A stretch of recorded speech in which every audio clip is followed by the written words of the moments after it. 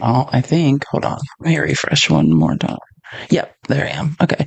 And let me just get live on YouTube and then we'll get this party started. We have so many. Prepare to laugh so you don't cry. This country. I want to be the White House press secretary. I've decided that's my new. Anyone can. It doesn't. It doesn't matter if you've been a waitress, an engineer, a mathematician. Anybody can be the White House press secretary. The less intelligent, the fewer qualifications, the less idea you have what's going on, the better. Is what I've just learned. Okay, give me 2 seconds, and then I'm going to get this party started.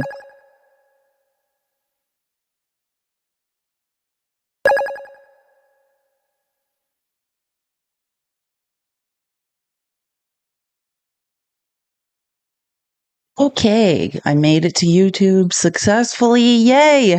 Happy Thursday. Can you believe it's Thursday? I'm glad it's Thursday. I feel like it should be Friday, but we've only really had 3 days this week. It might have been the longest 3 days of my life. Sorry. I thought my phone was on mute. That's weird. Oh, Apple. Give me a second to get a drink of water. Hi, Leah. Thanks for always being on YouTube and saying hi to me. I love that. Thank you so much. If you are not, by the way, please do follow me. If you're not following me on or subscribing on YouTube, which is the same as following on TikTok, following me on Twitch or following me anywhere, link in my bio, the Linktree link. It has all the platforms you can follow me on. As well, join the Discord. Please do join the Discord. Copy and paste the Discord link into a browser to join.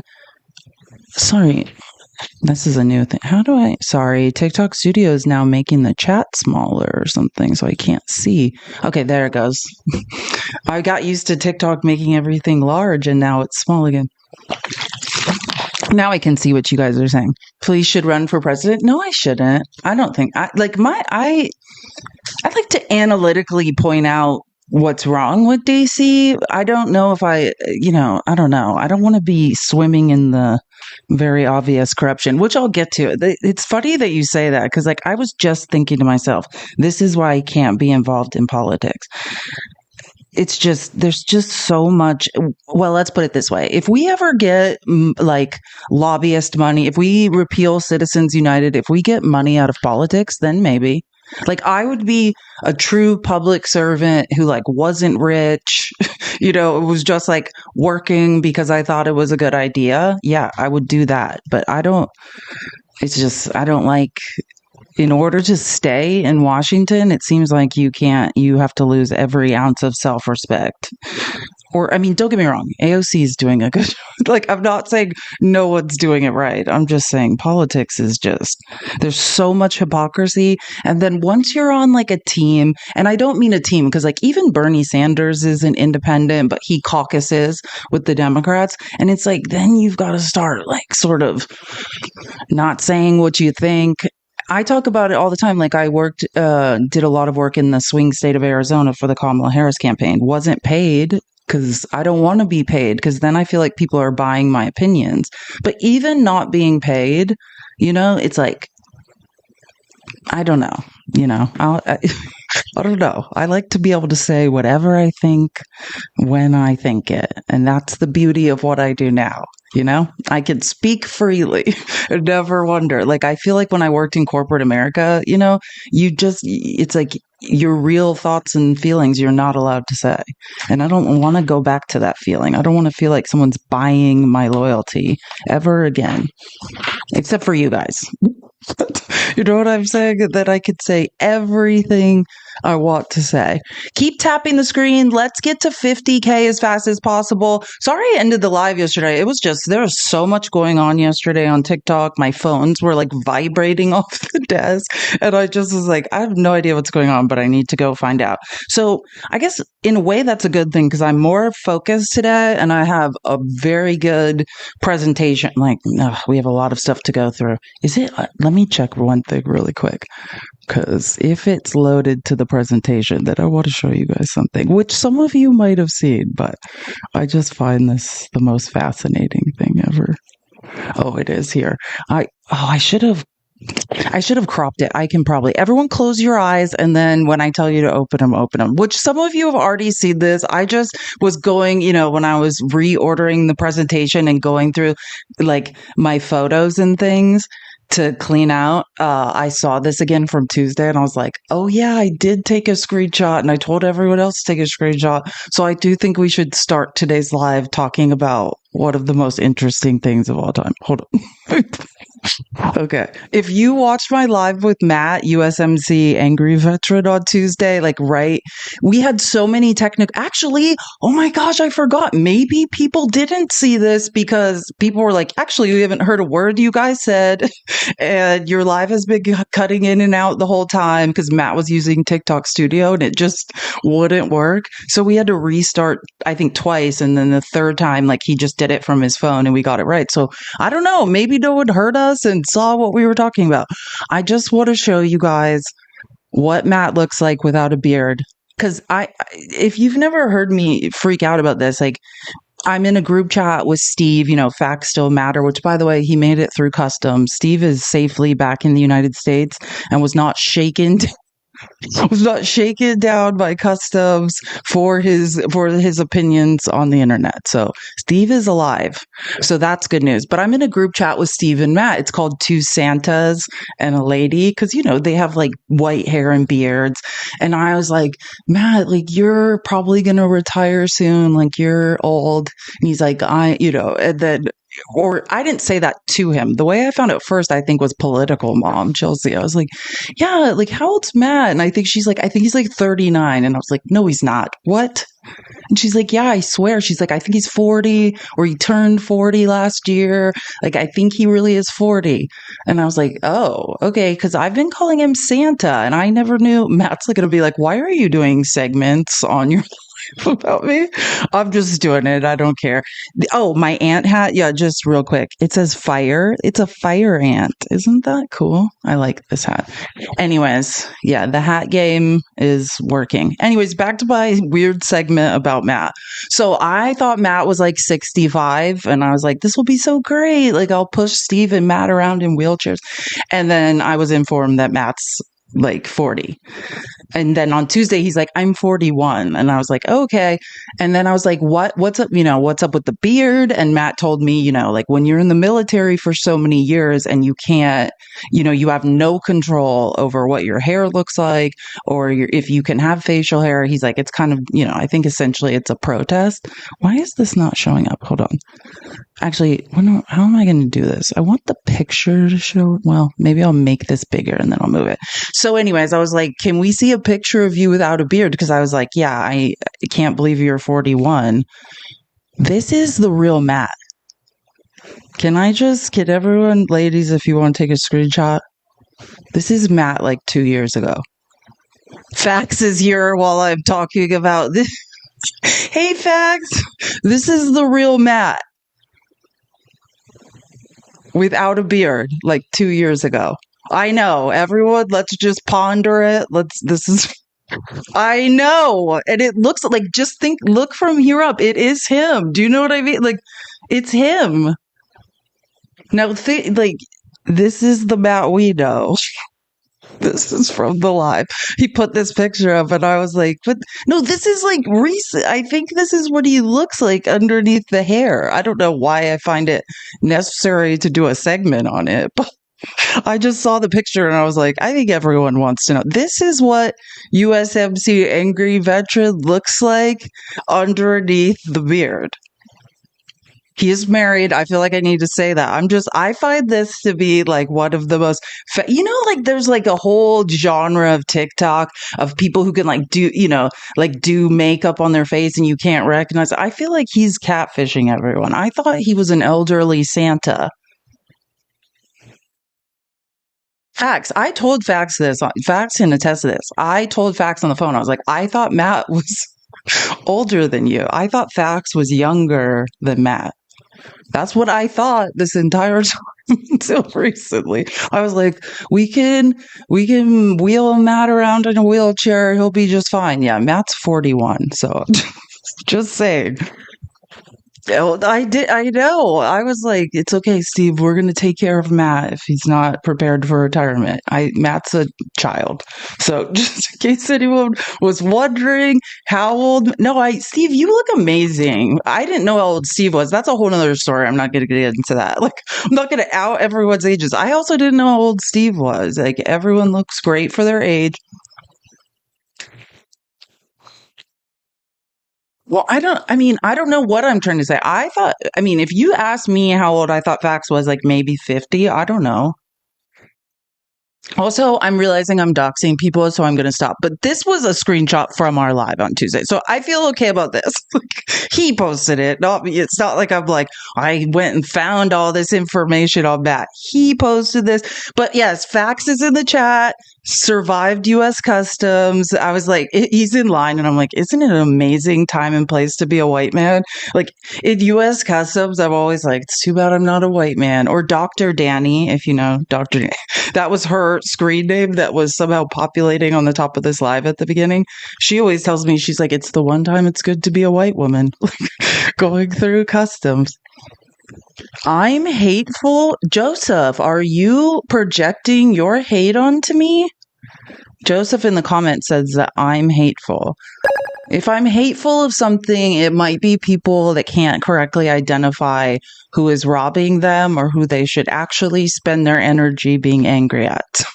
But hate takes a lot of energy. I've been in therapy for 6 to 7 years. Like, I don't hate my childhood abusers. So no, I'm not hateful. Trust me. Like, I couldn't be in the living situation I am right now if I was a hateful person. So no, Joseph, that's not correct. But again, I just want everyone, maybe Matt needs to go into Hollywood next. We just did this. 41. I thought he was 65. And then Matt's like, I'm not 65. And then he put this picture up on our live on Tuesday. And I'm just doing Matt a favor and making sure everyone knows underneath the beard. I feel like people are just joining and that's what's happening. Let's keep tapping the screen. We should already be at 50K, by the way. I know we're all stunned. We're all paralyzed by Matt's face. If you're just joining, what is happening? This is USMC Angry Veteran. I thought he was 65. He's 41. I'm not doxing him. He put this up on our live on Tuesday. Remember, this is the Matt we all know. That's me in the corner. This was our live. This is Matt like a couple years ago. Like before, he grew the beard. Right before he decided to grow the beard. So I'm just reporting back that Matt is not 65. And this is what he may or may not look like underneath the beard. That's all. Again, I'm not doxing him. He posted this picture of himself on Tuesday on our live. And I was just going through my photo reel and I forgot that I had taken this screenshot. And then I was like, I better just alert people that Matt's not a senior citizen. I kind of like it. It's like he's reverse catfishing us all into feeling bad for him, Like I was like, oh, Matt's an old man. I need to help him through life. Nope, he's 41. Just letting I know, isn't that crazy? I'm just saying, Matt's reverse catfishing the entire world. I don't know the exact amount of time that he's been growing that beard, just however long. He said, it's like a protest when you're in the military, you have no control over whether you can have facial hair or not, or, there's so many rules. So, which actually I have a lot of friends that came out of the military and have said things like that. So I don't think that's super, super uncommon. I'm just reporting that Matt is a catfish, but a good one. I have a couple friends that are men that I met with like super weird scraggly beards. Like when I stopped drinking and I was in like PTSD camp. Matt asked me, there were a lot of veterans and stuff. I've had this happen to me before. I'm aware it's a thing. There's a lot of men with very long beards who are catfishing us all. Like my friend who's like 35, he has like a gray beard. I think people don't realize like you don't have to be too old and you can just have a gray beard.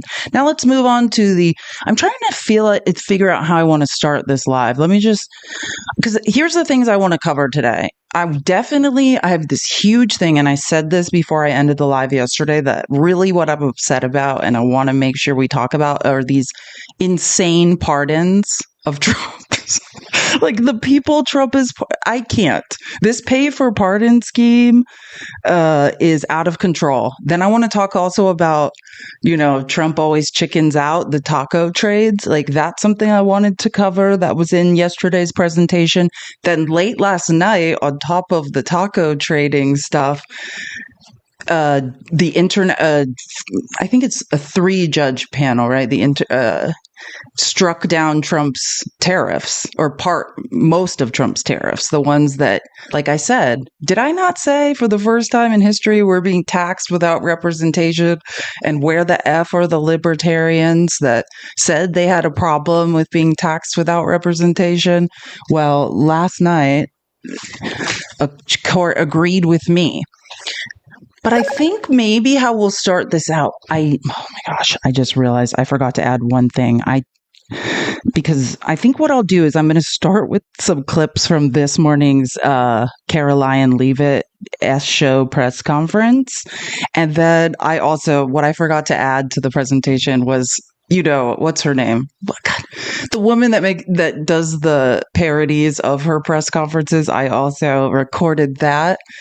So that will add. So maybe that's what I'll do. I'll just start and you'll kind of be like, and then I'll go into details about those things. I want to cover immigration, possibly Harvard if we have time. I want to cover the taco trade. Trump always chickens out, that stuff. I want to cover the tariffs being declared unlawful. I feel like I'm forgetting one more thing. Maybe Trump's boyfriend is breaking up with Putin, is not listening to Trump, and he's getting more and more angry, which I find hilarious. So we'll cover that. And I'm just scrolling through to make sure I'm not forgetting anything. Yeah. Trade policy. Okay. Yeah, I think that about covers it. But maybe I'll just show you what Caroline Leavitt was screaming about this morning, because that's part of the reason I'm late, because I was like, I've got to show him this. Let me pull up. I have certain clips out of order. Yeah, here's the first one. Okay. Let me show you a couple clips of this. I mean, I know every day's a train wreck in the White House. So it's like every day I'm like, oh, a train wreck happened. I know. It's like, how could every day be a train wreck? It just is. It's just true that every day in the White House is a train wreck. I don't know what to say. But I do feel like Caroline Leavitt's I feel like she watches Trump and she's like, okay, if I just lie harder, if I get meaner and I just yell my lies at people, will they believe them more? And I want to be like, Caroline, you are a conservative, woman. I don't think she understands. Nobody's listening to you. No one believes you anyways. But I am listening as somebody who doesn't devalue women in general. And you sound insane. The best thing she could do would just be resign and leave. At this point, this is the opening of the press conference, which I might get a couple of these in the wrong order, but at least I know this is for sure the opening. Hilarious.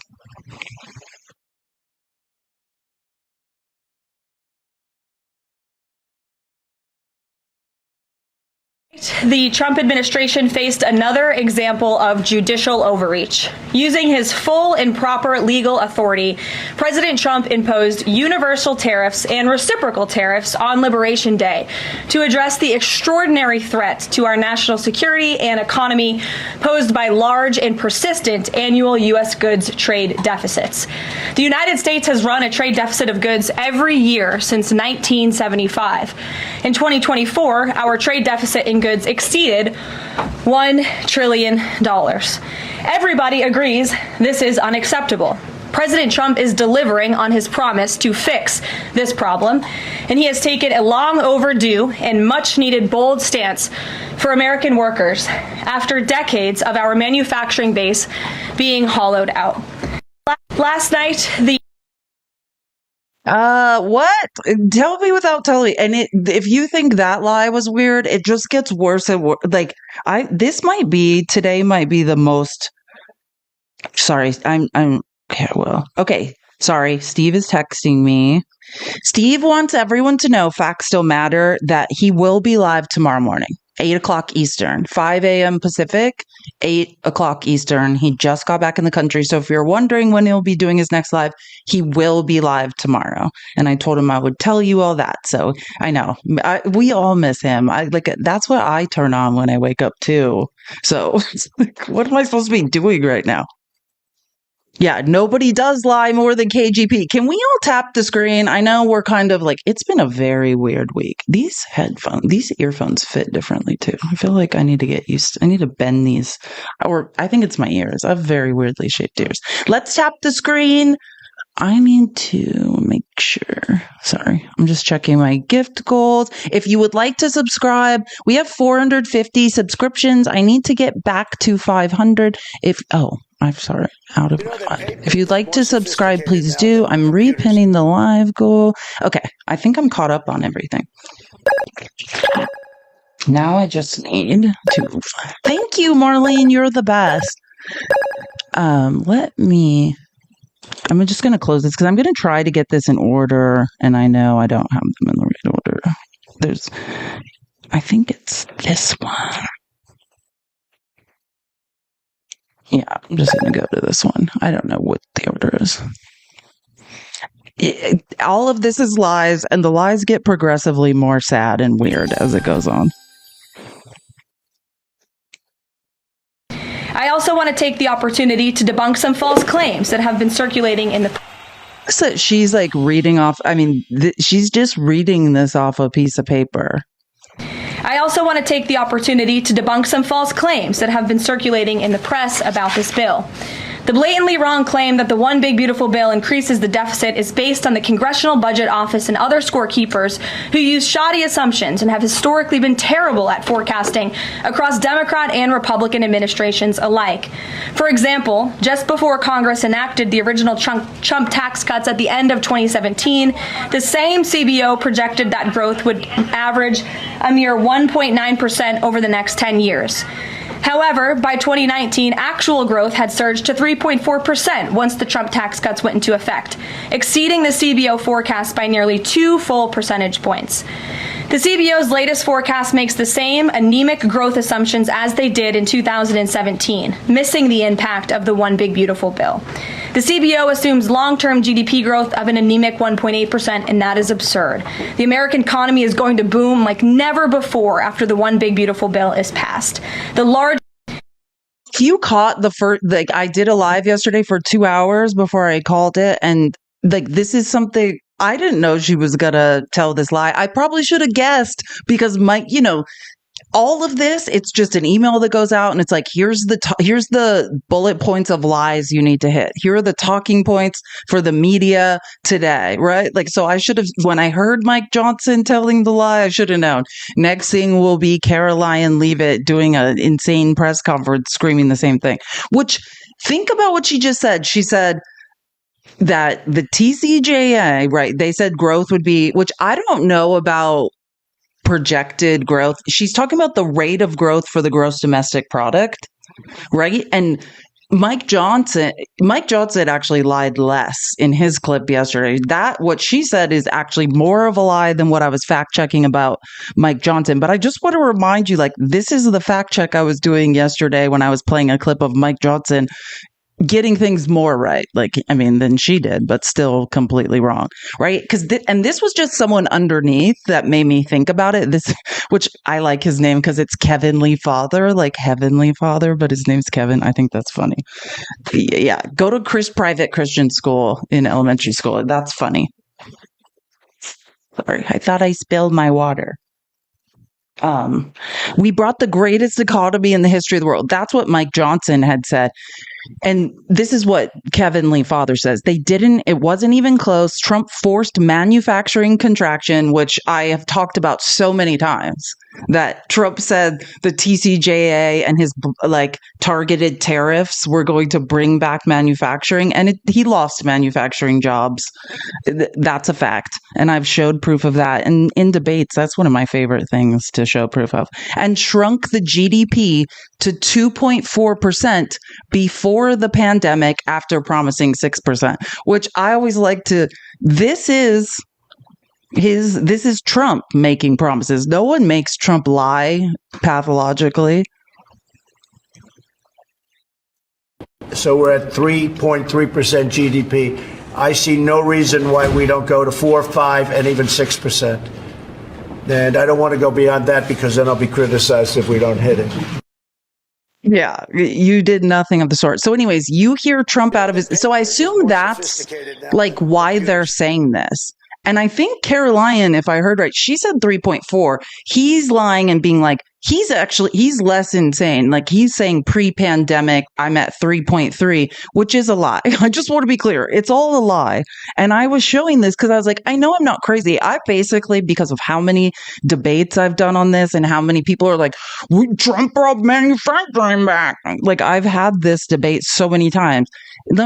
So I looked up annual growth GDP rates, like just so everyone's clear I want to make sure I get this not backwards. Yeah, 2017, the GDP rate of growth was 2.46%. There was never any 3 point anything during Trump's presidency, period. That's a lie. During 2018, 2.97%. 2019, 2.47%. And then the economy tanked in 2020 because of the pandemic, negative 2.21%. So I don't know what the F these people are talking about.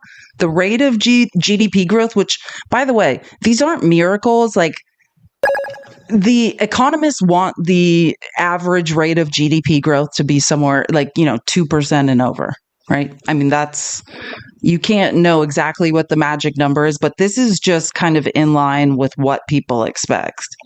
Trump can make all sorts of promises and that's another thing I was debunking in the first 2 hours yesterday, right? Another thing Trump said yesterday is, I went to the Middle East and I brought back $5 trillion. And I spent like an hour debunking all of those claims, right? I showed proof that he's claiming deals that were done during Biden's administration. And even all of those deals add up to $1 trillion. Like when Trump came back, he said he had... And again, these are deals that have already been claimed and done.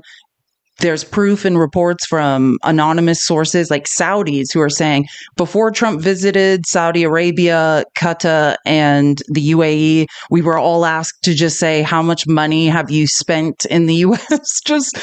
Like in the last 2 years, just total it up. Like even if someone bought a condo or a house, they're supposed to act like that has something to do with Trump helping the American people.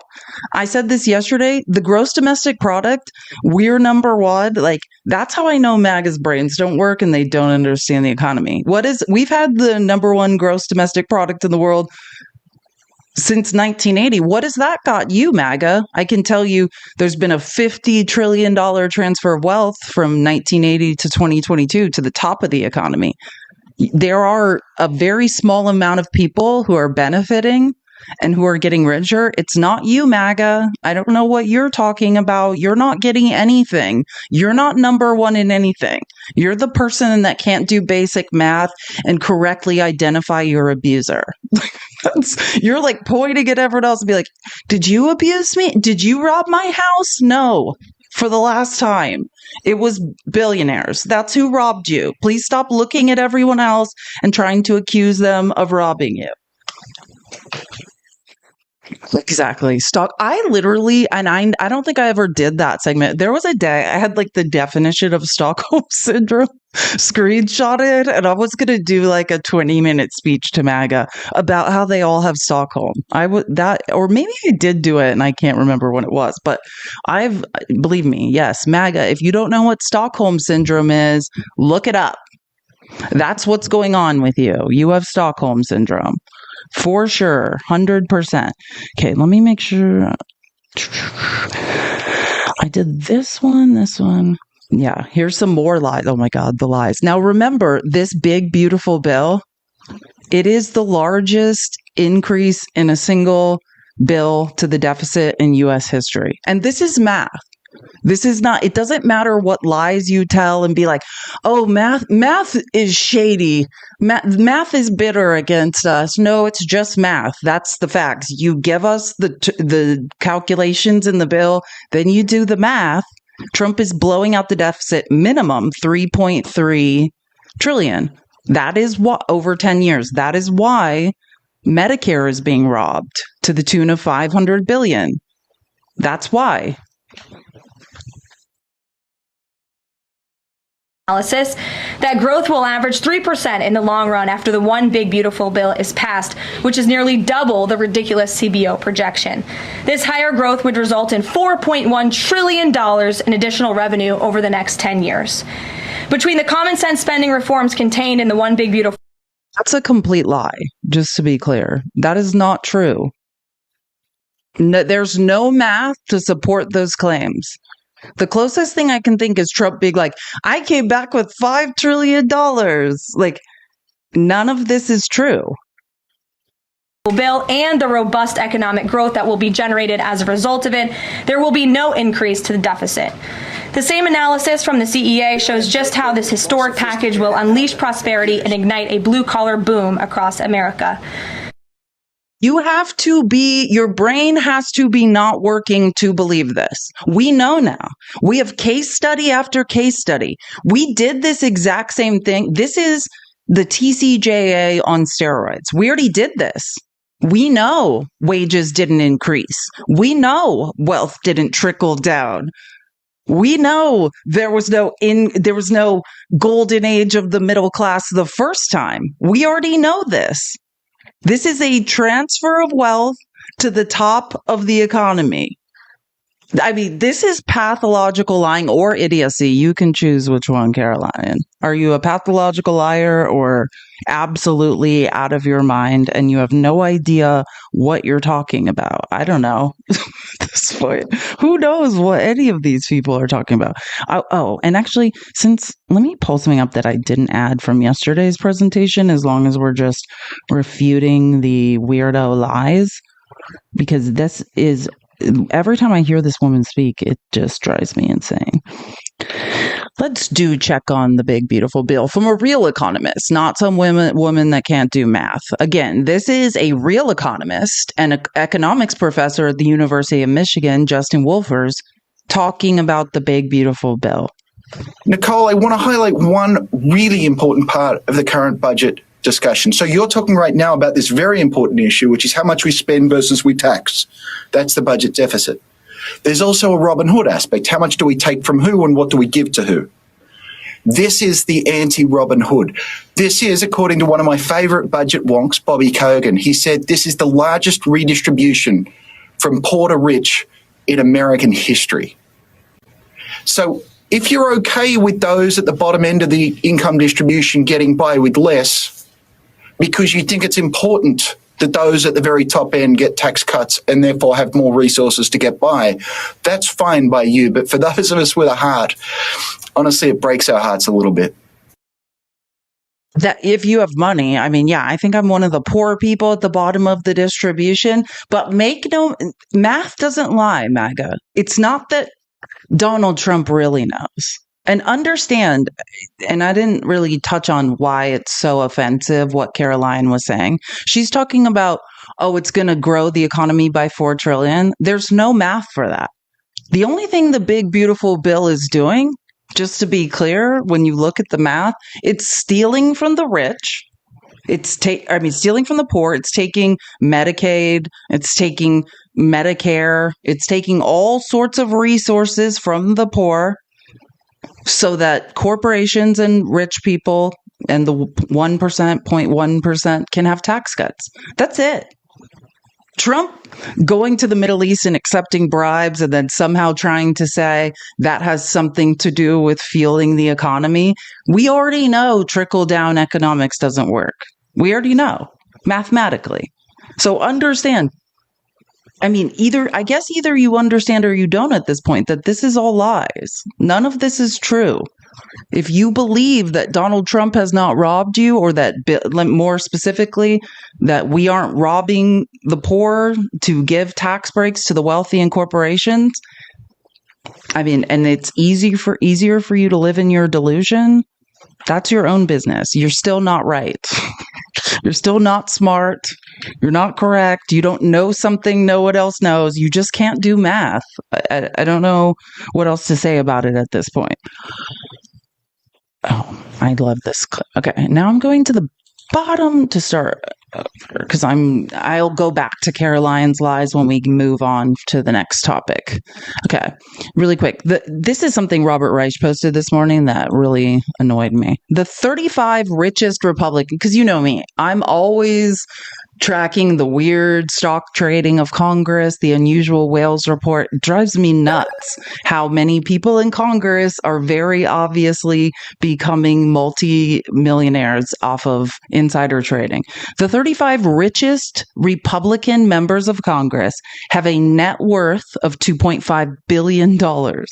They stand to gain from the GOP budget's tax cuts that disproportionately help the rich.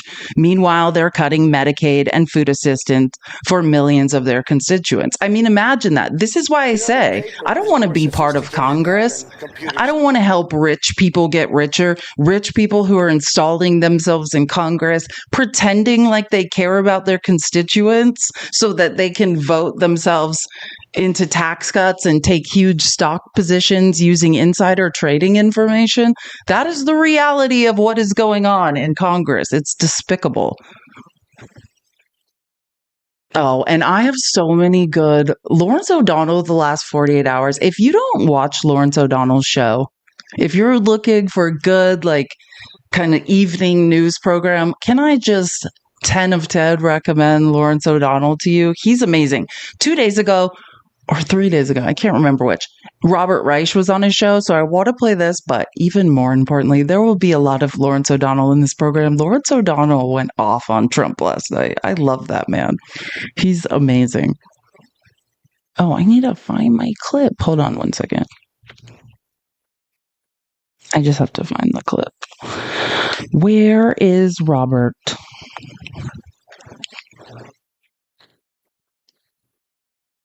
Oh, did I do this yesterday again? I did. Oh, I might have deleted this clip. Hold on. I'm just looking through yesterday's presentation. Yeah, I might. I don't think sorry. I had to delete a bunch of information in order to do Apple updates. So I'll skip that one. And it's not the best one. But Robert Reich was on Lawrence O'Donnell's show and it was interesting. It's not life changing though. It's not otherwise I would go find it on the internet and show you. But I'm going to skip that one and move on. Yeah, here we go. Okay, so Greg Casar, who I talk about him a lot, he's the Progressive Caucus chair in the House, right? He's a Republican. He's a representative from Texas. He was on, what? Oh my gosh, I always forget her name. I'm not going to say it because I always also butcher it. I butcher this woman's name every time I say it. And people message me and they're like, that's not how you say it. So it's probably best I don't say it. But listen to this. Elon Musk and Donald Trump are in total agreement that they want to have this bill give billionaires a tax break.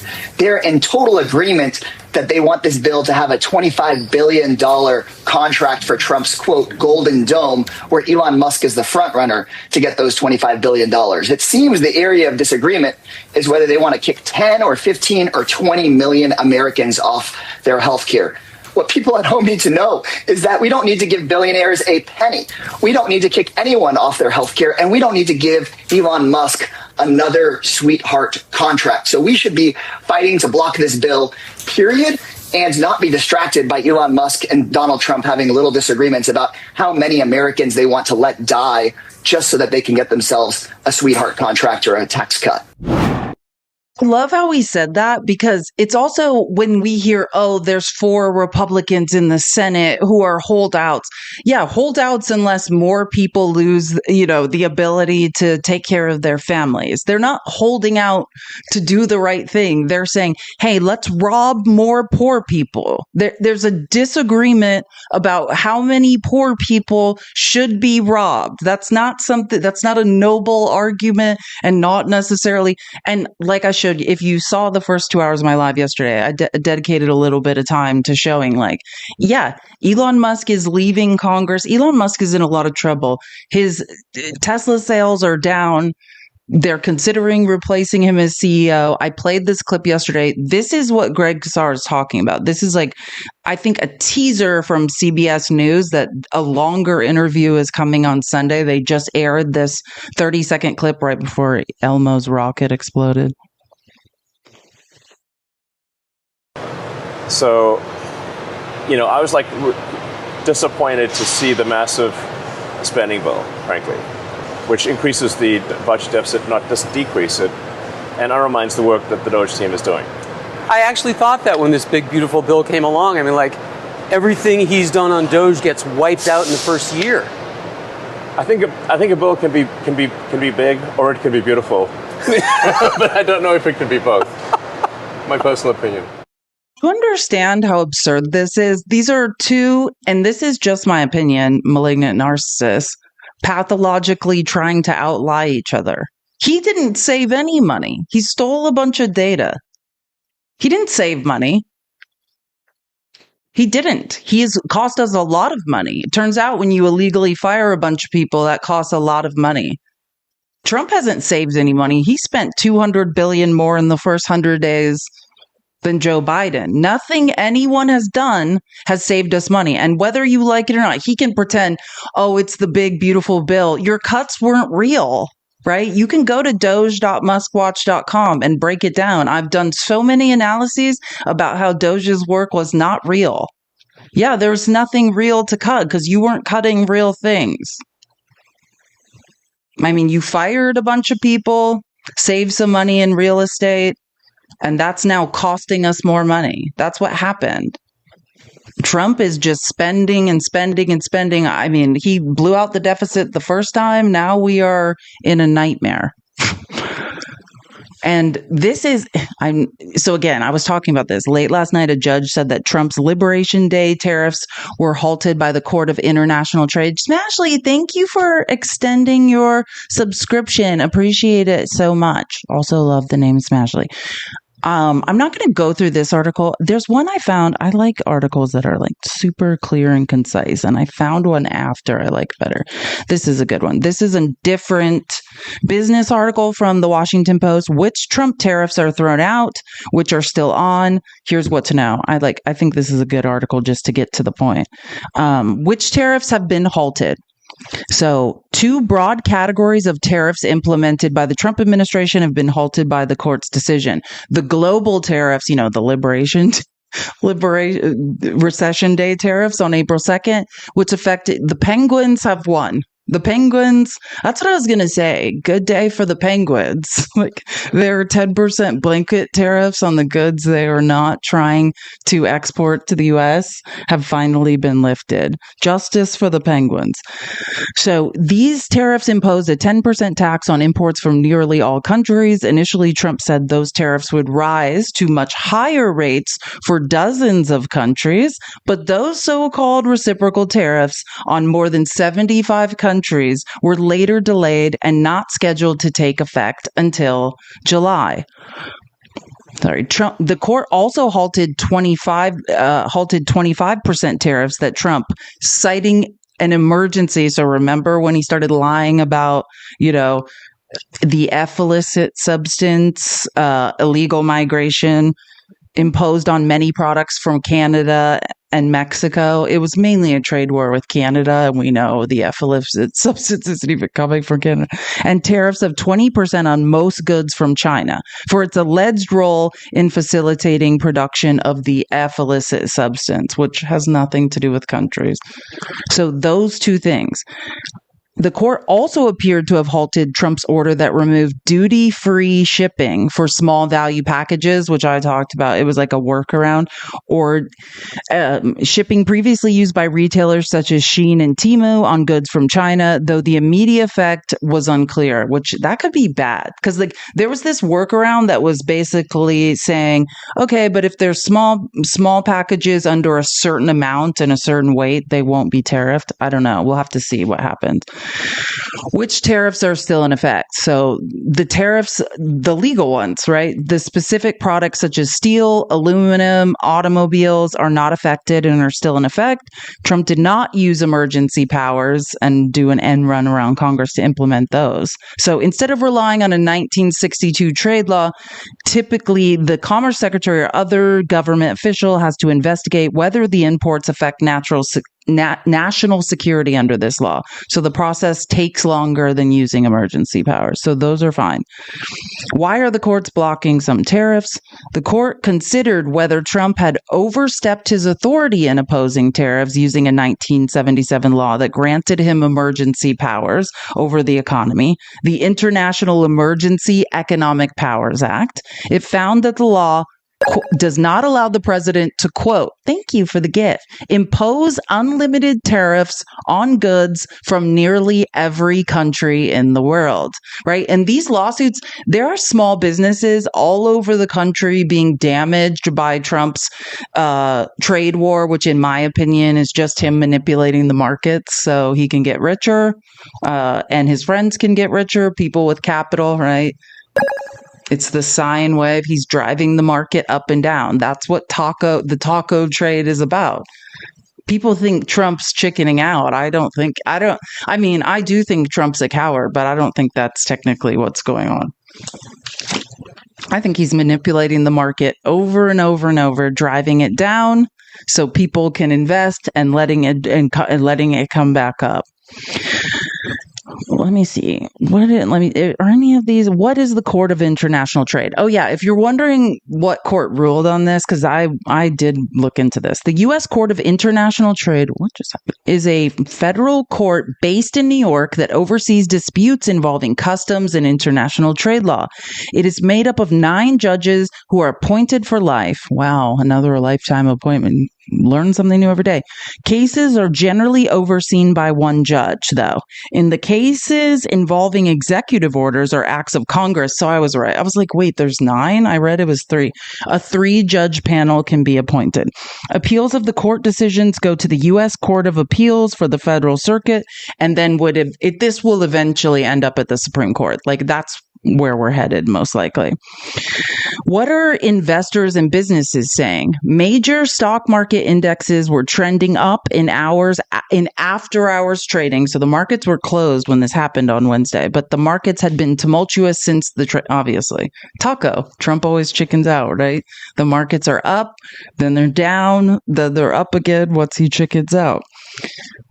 Okay, so I think I thought this was interesting. Listen to whilst Senator Foghorn Leghorn, who's faking, who went to Oxford and never talked like this before, now has this weird accent that I have hundreds of clips of him not speaking like this. He was on Fox News when this news came out. I thought this clip was interesting. Senator, we just got breaking news. Senator, ships. Yeah, Senator, I'm so sorry to interrupt. We just got other breaking news. The big news tonight. A federal court just blocked the majority of Trump's tariffs. The Court of International Trade saying he overstepped his authority under international. Senator, we just got breaking news. Senator, ships. Yeah, Senator, I'm so sorry to interrupt. We just got other breaking news. The big news tonight. A federal court just blocked the majority of Trump's tariffs. The Court of International Trade saying he overstepped his authority under International Emergency Economic Powers Act. This was, I believe, the 3-judge panel. There was a Reagan appointee, a Trump appointee, and a Biden appointee on this particular panel. This was kind of widely predicted among those who studied. Sorry, what was that? Who were the appoint? Can we all just listen to that again? Panel. There was a Reagan appointee, a Trump appointee, and a Biden appointee. Okay, so a Reagan, your God Reagan, who, by the way, had actual Alzheimer's. during his presidency. You're saying Biden had dementia. The person you trusted with trickle down economics, and we know was a mathematical lie. Thank you for that gift, by the way. That was amazing. I've never seen one of those. I loved whatever that was. But remember the guy, the father of globalist, like neoliberal globalist economics, Ronald Reagan. You hear the word, I know you guys don't understand. Neoliberal doesn't have to do with liberals. It has to do with globalism, conservatism, and trickle down economics. Your guy Reagan that said, don't worry, it'll trickle down. Yeah, he actually had dementia. He had Alzheimer's. And you guys worship him. And we know mathematically everything he said was a lie. It was all just a money grab. So again, Reagan appointed judge, Trump appointed judge, and a Biden appointed judge. That's really weird. So when you guys all, because believe me, that was the second part, and I didn't really want to go into it immediately. Caroline and all other Republicans today are like, these federal judges are out of control. I don't know if you understand what federal judges are supposed to be doing. Their only job is to limit the power, it's to limit the power of the executive branch. That's what they do. They interpret the law and limit the power of the executive branch. They're doing what their job is. And Trump appointed this guy. It's really weird to get ruled against when you appointed him. And your God, Ronald Reagan, too. That's strange. On this particular panel, this was kind of widely predicted among those who study trade closely. So those European tariffs blocked. Senator, your reaction? You mean that a federal judge has intervened with the other two branches' ability to make policy? I'm shocked. That hasn't happened since yesterday. 5 minutes taken ago. Up. It'll be appealed. I think it's pretty clear that the president has tariff authority. Congress gave it to him. Now you can debate whether that was a prudent move or not, but I think it's pretty clear that he has tariff authority. Yeah. And, so this again, I this think was it'll be reversed on appeal. Yeah. Yeah, so they're going to go to the Supreme Court, Senator. It was a 3-judge panel, 2 Republican appointees on the court, 1 Biden appointee, and it was focused on the use of that IEPA statute. So that's where it was. About that time for me to break out the clips of him having a non-regional diction accent. Like, this man can speak with non-regional diction, and did in the start of his political career. This man went to Oxford in England. This is not like, I used to be a full-time content creator. There's like videos out there of it. I've showed clips on lives. There are clips out there. I had to purge my phone recently of my past clips. I haven't done it recently, but it's not just me that does it. There are clips all over the place. Ask people in Louisiana. This man, I used to speak like this. I don't have them handy. That's what I'm saying. It's about time for me to pull those. I have them in outline somewhere. Actually, I could probably find some. But yeah, that's why I call him Foghorn Leghorn, because he did not, he can talk with non-regional diction, and did for the first few years of his political career. And then when the rise of MAGA happened, all of a sudden he's doing this. And it's like, what the are you doing? You literally yesterday you weren't talking like that. It's so weird. But I think he wanted to appeal, and he thinks he's like a comedian or something. It's super weird, whatever he's doing. John the Fourth, thank you for the super sticker. Thanks for sharing your big brain with us. That's so nice. Thank you, John. Love you. You're the best. Focus, but this is a long way out. This is gonna be challenging. Well, sooner or later, the Supreme Court is going to have to address this. Those who oppose the executive branch and those who oppose the legislative branch and are seeking recourse in the courts are at some point going to dig up more snakes than they can kill, because the judges are going to. So all the weird analogies and people people you know who else did something similar? Josh Hawley, Yale educated Josh Hawley. These people, it's so disingenuous. These are well-to-do, rich, Ivy League educated people who then are you can trust me, MAGA, who are robbing you mathematically. Like, it's insane. These tariffs are hurting all of us. Mathematically, they're hurting our economy. And he's like, you could debate if Congress should have given him that tariff power. You voted for it, weirdo. Like, it's unbelievable how these people are like, oh, I don't know. I'm so confused. What's going on? Like, oh, I cannot wait till we get rid of all these people. Did you hear? I don't know if I don't think I said this because I've had a lot going on. Tommy Tuberville, the senator from Alabama who used to be the Auburn football coach that couldn't find his way out of a paper bag if his life depended on it. He's going to run for governor of Alabama. Well, you live in Florida, Tommy. These rich senators that have all this money that are just like, oh, I'm going to go fake live in a place and pretend to care. Like, Ron Johnson, you live in Florida. You're a senator from Wisconsin. I don't know. Oh, God, I keep getting violations. I just got 2 violations. Can we all just aggressively tap the screen? What did I say? Did I say something wrong? Everything I said, I think, was pretty reasonable there. Those are all true things. Ron Johnson lives in Florida and is a senator in Wisconsin. Tommy Tuberville is a senator in Alabama and lives in Florida. None of these people live where they say they do.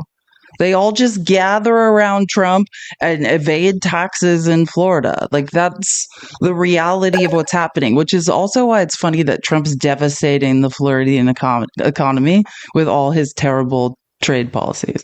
I do find that funny. But I don't know why I'm in trouble all the time. All I said was a lot of people in the Senate don't live where they say they live. Who's the guy that always makes those anti-trans jokes about his name? The senator from Montana who replaced the real, like, 4th-generation Montanan farmer, like Sheehy or whatever. Yeah, also not from Montana. Look it up. The amount of Republican senators that live where they say they live, they're just extremely rich men who are like, oh, this Senate seat's opening up. I'm going to go pretend I live there. Like, that's what's going on. Why don't you, if Republicans, you're supposed to be like, states' rights, brother. I only care. Why don't you elect people that live in the state that actually know something about the states you're from? That's why I get so angry. I mean, at least in Arizona, like, the people actually, no, I mean, generally have some ties to Arizona. I was just saying John McCain's wife probably had more ties than he did. But ties nonetheless. Okay, I'm just going to play the clip, which I don't know if I'm going to get in trouble. I don't know what's going to happen. Every day is something new on TikTok. I don't remember when I told you guys a week ago that I was appealing and I was going to get kicked out of the creator program. I did. I got kicked out. I don't even know what I did still. So I'm trying to think of what it's called. I can't remember what it's called, but what the creator rewards program, that's what it's called. Like, when you post content and you get money for it. Yeah, I got kicked out of that program. So I'm probably in a lot of trouble, but nobody can actually tell me why. So who knows? So let's all just keep tapping the screen and loving TikTok shop. Wayne, thank you so much. My favorite New Zealander. Hope you're readying that asylum paperwork for when I have to flee this country. This was posted. I always recommend every time I play a clip from it. If you're not following Fact Post News, you can follow them all across the internet. It is a great resource. I love their clips, but this is what they posted this morning about this, like, when the judge struck down the tariffs, Trump's tariffs. News on the U.S. economy. A federal court blocked almost all of President Trump's global tariffs. A 3-judge panel says the measures, quote, exceed any authority granted to the president, close quote. The administration immediately appealed this decision, setting up even more uncertainty for businesses as they try to navigate President Trump's trade war. Let's go live right now to CNN White House reporter Elena Treen. Elena, what are you hearing, first of all, from the White House this morning? Well, look, they're clearly not happy with this ruling from the court, Wolf. And I would note as well, this 3-judge panel, one of those judges was actually someone who was appointed by the president himself. But we are hearing, we have a statement from the White House as well as hearing other pushback from some of his top officials. I just want to read for you one of these White House statements. They said, quote, "It is not for unelected judges to decide how to properly address a national emergency. President Trump pledged to put America first, and the administration is committed to using every lever of executive power to address this crisis and restore American greatness." We also heard from Stephen Miller, one of the president's deputy chiefs of staff. He put it more bluntly, Wolf. He said, quote, "The judicial coup is out of control." But look, what is clear is the administration immediately tried to appeal this decision. Wayne, thank you for the giveaway subs, but save that money for my asylum paperwork when I have to move to New Zealand. Don't spend all your money. How are we going to get me to New Zealand when I have to marry you for asylum? Anybody who's willing to just marry a person for any reason that's in another country, I need you to start saving a little bit of money. Thank you, Wayne. Thank you so much. But seriously, if you are listening from another country, that's a very long swim. Trump will never find me there. Hopefully before I'm disappeared, I can make it to somewhere safe. Nothing bad ever happens in New Zealand, except for that one. I did recently watch a documentary about a very scary volcano explosion. Oh no, it seems that part of the world. I lived in South America. The tectonic plates are shifting down there. It's so beautiful, but I don't like when I was in South America, like one volcano would erupt a day. It's uncomfortable, especially when you want to know why you don't deregulate construction. Move to South America and experience an earthquake or a volcano eruption and then see people trying to dig people out of with spoons. And then you realize why there's construction regulation. Someone has Jazz has dual citizenship to Canada. Thank you so much. I appreciate it so much. But I just find these lies about tariffs. This is this morning. Yeah. Okay. Just making sure. Kevin Hassett is the most. I cannot even remember. I was about to say he's the commerce person, but he's not. That's Howard Nutlick. Hold on. I just need to look up Kevin Hassett's job because Yeah, I didn't even know this was a job. Director of the National Economic Council of the United States. And I can't remember which economist I was listening to that was making this comment, but he was basically saying people like Kevin Hassett or Scott Bessent are now unemployable and will be laughed out of like economic conferences worldwide because these people, I mean, outside of blatantly lying to the American people about everything, like they don't talk about economics, not in any real terms. They just obfuscate and lie for Trump. I'm getting so tired of this man's smirk. I can't even handle it. It's like every day. I hope I didn't miss anyone. Thank you so much, Wayne. You are the best. Oh, I remember now. I was going to say, Dolphin, thank you for the $2 on Cash App. And you have a beautiful name. I'm not going to dox you, but that's a very pretty name. It's Dolphin for your beautiful mind. Thank you so much. Oh my God. I just saw there's another one. Jeremy for adult school of choice voucher. Thank you. Do turn your school choice vouchers into me once we have adult ones. MAGA will be sending them to God knows who. Chrissy. Oh, anyways, thank you. Sorry. Thanks for the $1 on Cash App for Obama appointees state issued on tariffs. Wait, I'm confused. Obama appointee. Who's an Obama appointee? Now I'm confused. Is Kevin he is or not? I don't think so. An American economist is direct. I need to do it. I'm not sure. Who is an Obama appointee? Oh, Obama judge. Okay, I got you. Listen to this, though. This was this morning. At this point, know how to taunt President Trump by using the term chickening out. What's your reaction? Oh.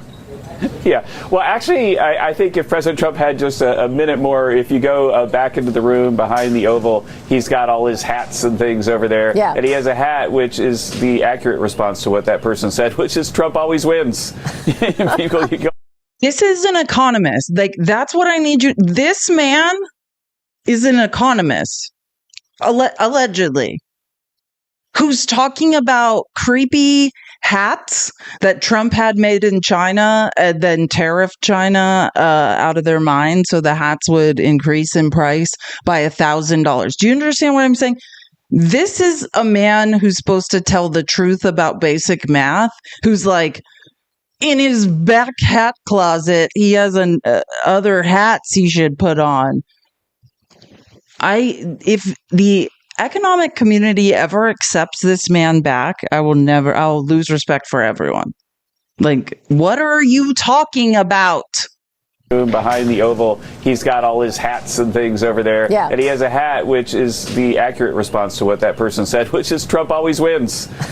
People, you go, look, a lot of people are wearing that hat. Trump always wins, and Trump was always right. Those are the two. But Trump does always win these negotiations because we're right. We're right that America has been mishandled by other governments, that our tariffs are taking them to the table, and they're coming in with massive concessions, opening up their markets to our products and lowering their tariffs on us. And so this trade negotiation season has been really, really effective for the American people. And it's unfortunate that people would attack it as the journalists did or the way the judges just did. You know, these activist judges are trying to slow down something right in the middle of really important negotiations. And the idea that the fentanyl crisis in America is not an emergency is so appalling to me that I'm sure that when we appeal, that this decision will be overturned. Okay, so your job is to talk about actual math, and now you're just a pathological liar. Cool. That's awesome. I'm so embarrassed for you and your future in economics. Oh, yeah, it just gets worse and worse. This was the weirdest interview. Again, this was this morning. Keep tapping the screen. We're almost to 250K. Appreciate you guys so much. If you like my work, please do. This is my Cash App and Venmo, right? But oh yeah. And also, I'm trying to get to 200,000 followers. I think I'm like 200 followers away or something around there. So if you're not following me, please do. Said that we're going to see probably more deals, and Scott Bessent, the Treasury Secretary, have said the same thing in the coming weeks. Do you still believe that? Yes, I do. Yes, I do. And I saw last week, at the end of the week, 3 that were basically ready for the president's decision. I don't know if people have had that conversation with him yet, but yes, there are many, many deals coming, and there were 3 that are basically look like they're done. Wow. Okay. So just to be clear, when you read the fine print of the deal with the United Kingdom, who we did not have a trade deficit with, we had a trade surplus. So that's weird. But when you read the bottom of that deal, it says that none of this is binding. We don't have to this day a deal with the United Kingdom. We do not have to this day a deal with China, because it was just like, hey, this is what we're doing for a few days until the next time Trump wants to manipulate the stock market and drive it down so people with extreme amounts of capital can obscenely profit and we can transfer wealth to the top of the economy, right? Taco, which we're going to get into shortly. But again, what deals? They're still pretending that matters. We don't know. Do you understand what it takes to run a business? Let me help you. Consistency in trade policy. That's what. How can you do deals? How can you start a business when every week the trade policy changes? Who does this benefit? Only grifters who are manipulating the stock market, driving it down to invest in things and wait for it to go back up so they can cash out. That's the only people benefiting. Honest people trying to start small businesses, this is crushing them. That's, by the way, I don't know if I was clear about that. That's what these lawsuits were about. It's small business owners saying, you're driving my ability to run a business into the ground. Like, this is the most delusional I've ever heard. Okay. Well, we'll be watching for those 3 deals, obviously. Is India one of them? I'm not going to talk until the president has to decide finally what's the final deal is. So what we think is pushed to something that's really great for America. He always adds a little bit more. Like, I'm just making this up. Of course I can't say anything. I literally am just saying what was given to me in bullet points in an email this morning. This is what we're all supposed to say. I'm a pathological liar and a clown who used to be an economist. Remember the trade story that we're talking about, very, very important. It's about 14% of the economy. About 86% of the economy is the stuff that is going to be just booming the minute we pass the bill. And the trade issue will have some uncertainty.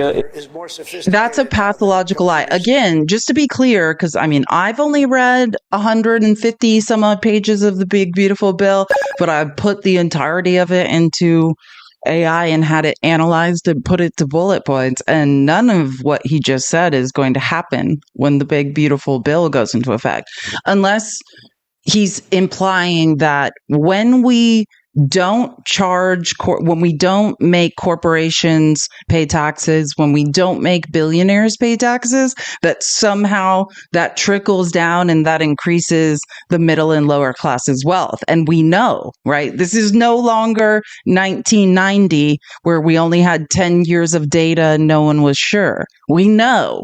We have decades of data to tell us. We have the TCJA to tell us that when you cut taxes for the rich and corporations, nothing trickles down. Wages don't rise. This is not true. And if you're implying that by again and on steroid times 1,000 giving tax cuts to the wealthy and corporations, that somehow that's going to benefit the middle class, we know actual people who can do math, not liars on Fox News, have said this is the largest increase to the deficit and the biggest in a bill in U.S. history. This is the largest increase to the debt in a bill in U.S. history. This is the largest transfer of wealth to the top of the economy in U.S. history. And I have to listen to this guy pathologically lie. Until the courts settle down, that's going to happen very, very soon. But on the 86% of the economy, as soon as the bill passes, everybody's going to have all the clarity that they want. And I can tell 86% of the economy will have what? You cannot write this stuff. These people are liars. Listen to Kevin Kramer. I thought this was interesting. It's like, I feel like he's trying. He won't even say like Trump's violating, Trump's, just out of control with executive power. He's trying to rule through executive order. I think that's what Kevin Kramer wants to say, but won't say it. Listen to this. I believe what he ends on is he's exploring the edges of executive power. We have an authoritarian takeover of our government where a man is ruling without changing any laws, is just ruling and consolidating power in the executive branch. And the way Kevin Kramer says it is he's exploring the edges of executive power. Listen to this. We also have to remember that no president in history has been overturned more often with his executive overreach than Joe Biden was. So what we're seeing is, I think the... You mean before Trump? Like, what are you saying? Courts trying to reestablish the co-equal branches of government and the powers of each of them. I think everybody's right, including Donald Trump on this one. But the use of emergency powers is something that many presidents have stretched, as far as they can. And I don't think anybody can deny that Donald Trump has tried to stretch or maybe just explore the edges of executive power. And every now and then he's getting some pushback. Every now and then he's getting some pushback. We're in an authority. If you were ever wondering, if you were ever in history class and you're like, I don't understand. How did Mustache Man do all this? We're living it. This is how, right? Like, if you're ever wondering, like, God, it's so weird to hear about that horrific thing that happened in Germany in the 40s, with Mustache Man. Like, I don't understand. Like, if I was there, I'd speak up. This is it. This is your time to speak up if you're going to speak up, or be very much on the wrong side of history. Someone said Trump's edging the Constitution. I mean, I would laugh at that. I mean, I think that's what Kevin Kramer is trying to say. It's just super. Trump has violated the Constitution over and over and over and over, right? I mean, those are the facts. If you can read the Constitution, I don't know how you could interpret it any other way. Does this bring the trade war at least to a temporary halt? No, I don't think it does. President Trump is pretty set on leveling the playing field, and he's used to roadblocks. I think this is just, unfortunately, another roadblock that gets put in his way, and we'll figure out a way to level the playing field. That's what he wants to do, and that's what he's going to do. And again, I think this is just another blip in the system for us. I mean, what it does this... If this is your representative and she somehow survives the midterms, I will be asking people to come up and explain to me how. This woman is out of her effing mind. Lisa McClain has to go. Oh my God. Now we get to the good stuff. Remember when I promised you that Lawrence O'Donnell lost his mind last night? And when I say loses his mind, I don't mean Trump, like idiocy lost his mind. I mean, like, Lawrence O'Donnell is one of the best journalists in this country. He's covered every president since Nixon. I have one clip. I have this clip, and then I have a couple things to show you, and then I have another clip. But I suggest if you haven't seen Lawrence O'Donnell's show last night to check it out, because he was on it. It was like, I've had it with Trump. He's an idiot. I mean, he does that he just doesn't mince words. The most cowardly president in American history backed down again. The stupidest president in American history backed down again. The only convicted felon to serve as president of the United States backed down again. The president who got caught publicly lying over 35,000 times in his first term backed down again. And in backing down again, Donald Trump once again became a loser. In this case, a loser in a contest that he started, a contest that didn't have to happen were it not for the rank ignorance of Donald Trump. Donald Trump has already lost his trade war, and he is relentlessly stupid enough to continue to draw lines in the sand of his trade war that get blown away by his own foul, intemperate breath. Yeah, should we listen one more time to that while we close our eyes like it's a meditation and remember that there are still sane people left in this world? Should we all just hear Only Truth Detected? Who wrote that? Yeah, exactly, Jiffy. Only no lies detect. I mean, just pure. Thank God there are still a few people willing to just be like, hey, here's what I saw. What did you guys see? Remember when that's why I say ballistic podiatry. Remember, Trump inherited a bull market, an economy that was expected to expand by 3.2%. If he did nothing, if he just didn't F with Biden's progress, he could have sat there and done effing nothing. This is ballistic podiatry, shooting yourself in the foot.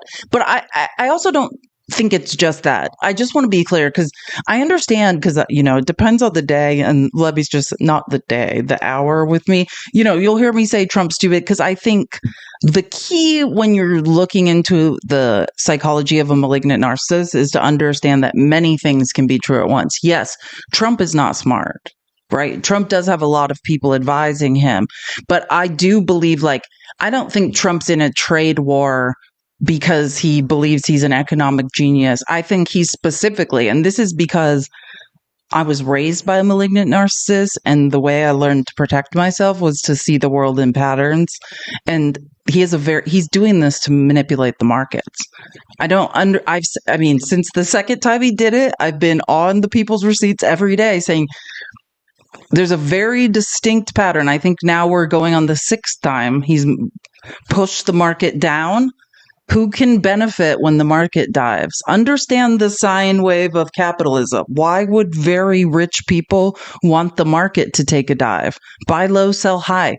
They are driving the market down. There are certain people who are taking huge positions cheaply, bigly, cheaply, if you will, and the market goes back up. If you can't understand the pattern, there are all types of transfers of wealth happening, moving straight to the top of the economy. There's this pattern, this fake trade war that Trump is using to drive the market down. People take huge positions. The market goes back up. They clean up. I mean, that's one of the very obvious patterns.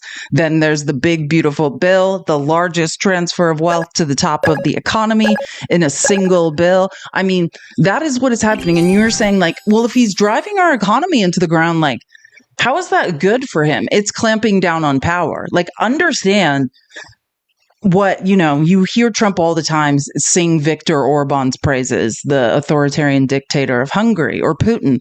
They're not world powers anymore, right? If Putin was a world power, if Putin had a real military, he wouldn't be struggling to take over like a suburb to the south of him right now, right? Like, inflation, when you become an authoritarian dictator, you're saying like your economy shrinks, but you clamp down on absolute control, and all the wealth that is to be had is concentrated at the top of the economy. And we are who then? Basically just worker bee slave laborers, right? He's robbing us. And this is what you need to understand, MAGA, where you're like, it's not happening, because you don't understand it doesn't happen like a light switch. It is happening. Right? He is stealing from the middle and lower classes, transferring wealth to the top of the economy, and putting us in a position where in 5 to 10 years, we will be so desperate. Yeah, we will be working in factories for slave wages. Yeah, sure, we will. And there'll be nothing we can do about it because we're moving back to feudalism where we're just looking for a crust of bread to eat. At the, what they call noblesse oblige. It's a French word, right? Like, it used to be this idea that the aristocracy should throw, their scraps to the poor, and that's how people survived. Like, that's what we're moving towards. What's the point of this? Why drive all this wealth? Why rob us? Late stage capitalism, they don't want to feel it. They're making sure they have a slave labor, class, a mass of people who are desperate to survive. I mean, if you can't see it, I don't know how to help you, but I was raised by a Trump, a much smarter one. And I can tell you the patterns are all there. My advice to you is learn to do basic math. Now, let's move on to the taco trade. I was going to show you guys this yesterday because it's the funniest thing, right? Like, I actually think probably Wall Street is pissed about that reporter who said this to Trump because it's a trading strategy, right? Like, it's supposed to be tongue in cheek, right? Taco, if you're not understanding what I'm talking about, taco stands for Trump always chickens out. And like, if I used to date a lot of finance bros when I worked in New York City. And this is a pattern they're recognizing, right? I mean, these are, most of these companies have quants divisions, right? This is a pattern that's being recognized that Trump threatens something, the market dips, then he backs off, the market goes back up. And they're encouraging people to recognize this pattern that I don't want to brag, but I called out the first time it happened, and to trade, accordingly. That's what they're saying. Trump always chickens out. Don't panic. Leverage the market accordingly. Recognize the pattern and exploit it, right? Like, this is what people on Wall Street are telling people who are getting antsy, right? They're like, there's a very clear pattern here. Ride the wave and you can get rich.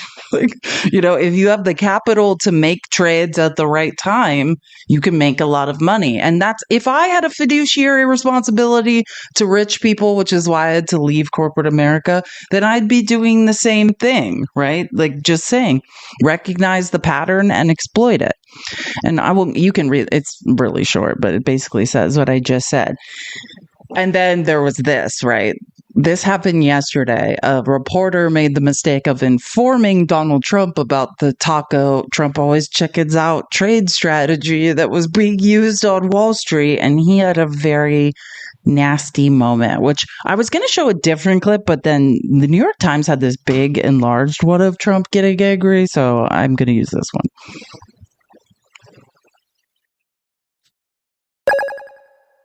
He's got them both. Hello, everybody. How are you? You all ready? Mr. President, Wall Street analysts have coined a new term called the taco trade. They're saying Trump always chickens out on your tariff threats, and that's why markets are higher this week. What's your response to that? This country was dying. You know, we have the hottest country anywhere in the world. I went to Saudi Arabia. The king told me. He said, you got the hottest we have the tears in his eyes. You got MBS said with tears in his eyes. Anywhere in the world. I went to Saudi Arabia. The king told me. He said, you got the hottest we have the hottest country in the world right now. 6 months ago, this country was stone cold dead. We had a dead country. We had a country people didn't think it was going to survive, and you ask a nasty question like that. It's called negotiation. You set a number. And if you go down, you know, if I set a number at a ridiculous high number and I go down a little bit, a little bit, they want me to hold that number. 145% tariff, however, and they were having a lot of problems. We were very nice to China. I don't know if they're going to be nice to us, but we were very nice to China. And in many ways, I think we really helped China tremendously because, they were having great difficulty because we were basically going cold turkey with China. We were doing no business because of the tariff, because it was so high. But I knew that. But don't ever say what you said. That's a nasty question. Don't ever point out that I'm a senile old man who has no... That's your definition of negotiate. What the were you just talking about? And I've got to hear that Biden's pardons might be invalidated because he's senile? Are you guys kidding? Let me help you, Mega, because you don't understand how the legal process works. However senile you think Biden is, I promise he's... You don't want to set any legal precedents about senility. I have thousands of clips and I had to delete thousands more. I still have thousands of clips on my phone. This man is the least intelligent person to ever be president of the United States. He's also a malignant narcissist and a grifter, and I wouldn't set the precedent that, let's just all eyeball whether or not someone's sane. Please, miss me with the BS. This guy can't even form a coherent thought. How embarrassing for him. Oh, and now we get back to my second, the best Lawrence O'Donnell quote. So this is another part. And Lawrence O'Donnell, he's just as good. I mean, Lawrence O'Donnell and Rachel Maddow are two different people. But yeah, if you ever, the first 15, 20 minutes of Lawrence O'Donnell's show is when he goes on these rants and he's just if you can catch the first 15, 20 minutes, do, because it will change your life. Lawrence O'Donnell is amazing. Just whatever we're calling it, record it, TiVo it. I have YouTube TV and I just record everything. I record every news show. That way I can go back and watch if I need to. This is the best. Tap the screen. The Trump presidency will be recorded in history as a failure because nothing Donald Trump does in the presidency will live after him. The policies are all reversible and will be reversed, and many of them will be reversed in the courts during the Trump presidency. And then there are the Trump policies that are reversed by Donald Trump himself. Flip-flop used to be the worst thing a politician could be associated with in a headline other than a sex scandal or bribery. Then came Donald Trump, who flip-flops more than any politician in American history. No American politician has ever reversed himself more frequently than Donald Trump, or more quickly than Donald Trump, or more fully, predictably than Donald Trump. The weak-willed Donald Trump, the foolish Donald Trump. And Donald Trump's predictable reversing of himself has now created a new phrase with the acronym TACO, as in Trump always chickens out.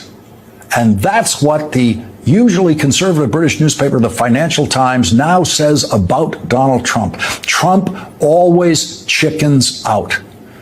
The New York Times reports that the phrase is now sweeping through Wall Street. Trump always chickens out. The trade strategy. I think people are missing that. Understand, it's a way to calm people down who are freaking out about Trump's insanity and be like, there's a clear pattern here. I mean, at least that's what I would be doing if I was trying to calm my investors down and I was a finance broker. I mean, that's what they're saying. They're like, don't worry, like recognize the pattern and move at the right times, which it's smart. But now that he's on, who knows? Trump's so volatile. Like probably people on Wall Street. Okay. Sorry, I had to do this. This is going around the internet.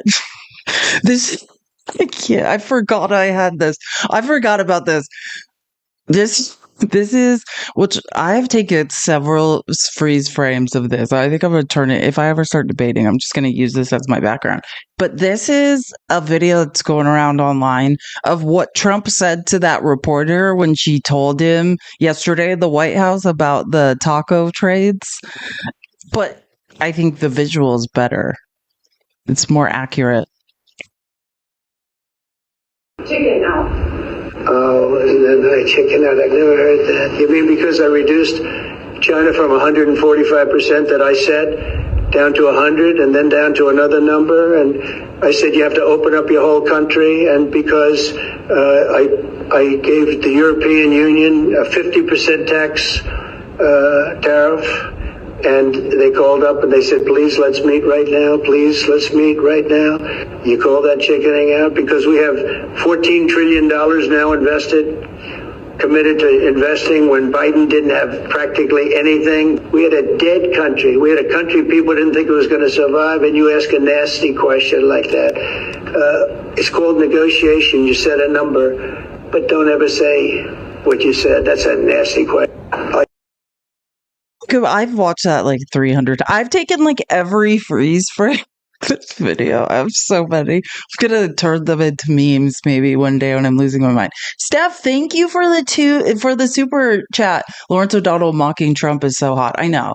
I don't want to, like, I've gone to enough therapy now when I now recognize being attracted to much older men than me is probably not healthy and has to do with like trauma from my childhood. But yeah, what Lawrence O'Donnell, like, remember that like 15-minute rant Lawrence O'Donnell went on where he was just saying, I was trapped in college classes with RFK and he was high on the H illicit.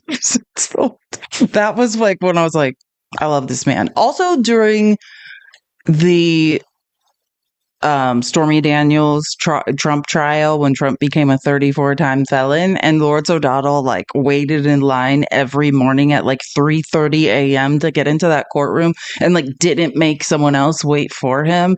And then that's when I was like, man, this guy is like a real reporter. I mean, I always knew he was a great reporter, but that's when I really started respecting to him. I can't look at this. Just screenshot it, use it as a meme. I'm going to use it if I ever start debating to piss Meg off. This is who he is, though. But like I'm saying, I don't know what we're trying. I think with a narcissist, you need to think about what your end goal is, right? Like, because like I say, I was raised by a malignant narcissist. So if I was going to make these memes and say this and antagonize my very intelligent, scary mother, I would probably have an end game, like reverse engineering, right? What's the point of this? I don't think, Trump is doing any of this because he's chickening out. I think he's doing it very clearly to create that sine wave of capitalism in the markets so he can enrich himself. So I'm not sure what we're trying. I mean, I don't know what exactly we're trying to do, but we shall see. Oh, this is another good one. I guess this is, and I'm not fully 100% clear on this, but this is probably the person who first wrote about the taco trade. And then Caitlin Collins had him on her show and interviewed him yesterday. That was weird. What is that, Browns? What is happening? Well, first, I was sort of knocked over that something that I'd said in my newsletter at the Financial Times to kind of just capture a little aspect of this moment made its way to the White House. But I think the president's response was very telling. the phrase hit a nerve with him because, of course, the facts support the taco thesis, whether it's been on electronics early on or the high tariffs on China or the Liberation Day reciprocal tariffs or most recently the high tariffs on Europe. Trump talks big, blows his trumpet, makes a huge fuss, and before negotiations even begin, before he's even made contact with reality, he backs off. And correspondingly, the markets panic at first, then he backs off and markets bounce right up again. And it's just undeniable that this is part of the pattern of markets and this administration. But why, though, I think is the key. Is it because he's an idiot and a coward, or is it because he's stealing? And you have to, in order to manipulate the markets, they have to go down and then back up. Or maybe no one can say that because they might be sued. These are all my random opinions. I'm just a woman with a tiny brain. I'm not smart at all. I just talking, and don't listen to me. I'm just a random woman who can't figure out what's going on. Oh, yeah, that's a good point. Oh, there's so many funny memes of Trump going around. This is a good one. Rolf Filipkowski posted this. That's a good one. It's the right color for a taco shell. That's what he does. You know what I mean? No color adjustment necessary. Just fades right into that taco shell. And I'm not sure if I talked about this yesterday, but this is the real, like I constantly talk about patterns because that's all I see. This is Justin Wolfers again, who's a economist and a professor at the University of Michigan. And he was saying, while there's a lot of economic uncertainty under Trump, there's also one pattern that has proved to be a completely reliable pattern through every policy announcement. Whenever he raises tariffs, markets tank. Whenever he reduces tariffs, markets rise. Who said that first? Probably me. The first time he did it, I was like, oh, it's a money grab. Yeah, I do the same. That's all Trump was doing his first term, is thinking, hey, how can I make myself as rich as possible the second time? And that's what's happening. That is the pattern. Make it make sense. If you cared about businesses in America, big and small, that you'd have a consistent trade policy. How can you plan what to do with your small business? How can you get product shipped across the ocean when you have no idea what the terms are of the trade deal you're making? You can't.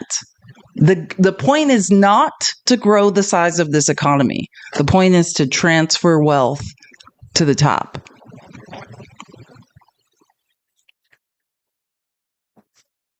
Ruben Diaz typically hauls 2 container loads of goods a day in a rented big rig between Southern California's sprawling ports and warehouses dozens of miles away. Now the 38-year-old is struggling to find 2 loads a week and is being paid less for them, following a sharp drop in imports into the ports of Los Angeles and Long Beach. Late one afternoon, he refueled at the Sunshine truck stop after dropping off a single empty container at the port. He figured he would be left with about $50 after deducting costs for truck rental, insurance, and diesel, and was considering giving up as a self-employed driver. Quote, I am just surviving, but I am not going to make it, he said. The saga of a small business in Vermont that sells stainless steel water bottles with a patented nozzle. After 5 years, the company Bivo was close to becoming profitable. But then, quote, the drop in tariffs this month to 30% from 145% on most Chinese goods was a relief, but in the way that a flood is better than a tsunami. The duties on Bivo's bottles are higher than 30% because of the material they're made from and how they're classified by trade officials. Bivo bottles that are not insulated are subject to tariffs that add up to 47%, and the rate for insulated bottles is 37%. Trump has frequently said that foreign businesses that ship products to the U.S. pay the tariffs. But in reality, importers like Bivo pay the duties to the federal government when goods arrive at the U.S. port. Passanisi, whose Long Beach-based company Santa Fe Importers supplies Italian meats and cheeses to more than 1,000 local stores and restaurants. He said revenue is down 15 to 20% as logistics workers and related companies in the region pull back on spending because of tariffs. Passanisi said Trump's threat of 50% tariffs on the EU, quote, would destroy that part of my business. No one is going to buy Italian cookies or breadsticks or sauces at a premium that high when there are other alternatives. Because of the slowdown, he has reduced the hours of his roughly 50 manufacturing workers by 20%. He's also started sending staff who work at Santa Fe Importers deli counter home early because of the drop-off in dock workers, truck drivers, and port tradespeople picking up sandwiches and pasta dishes to go. Trump is ruining the lives of small business owners while being like, oh, this is America's party. America, if you mean people who have millions of dollars, corporations and billionaires, maybe. Like, this is not the party for anybody else.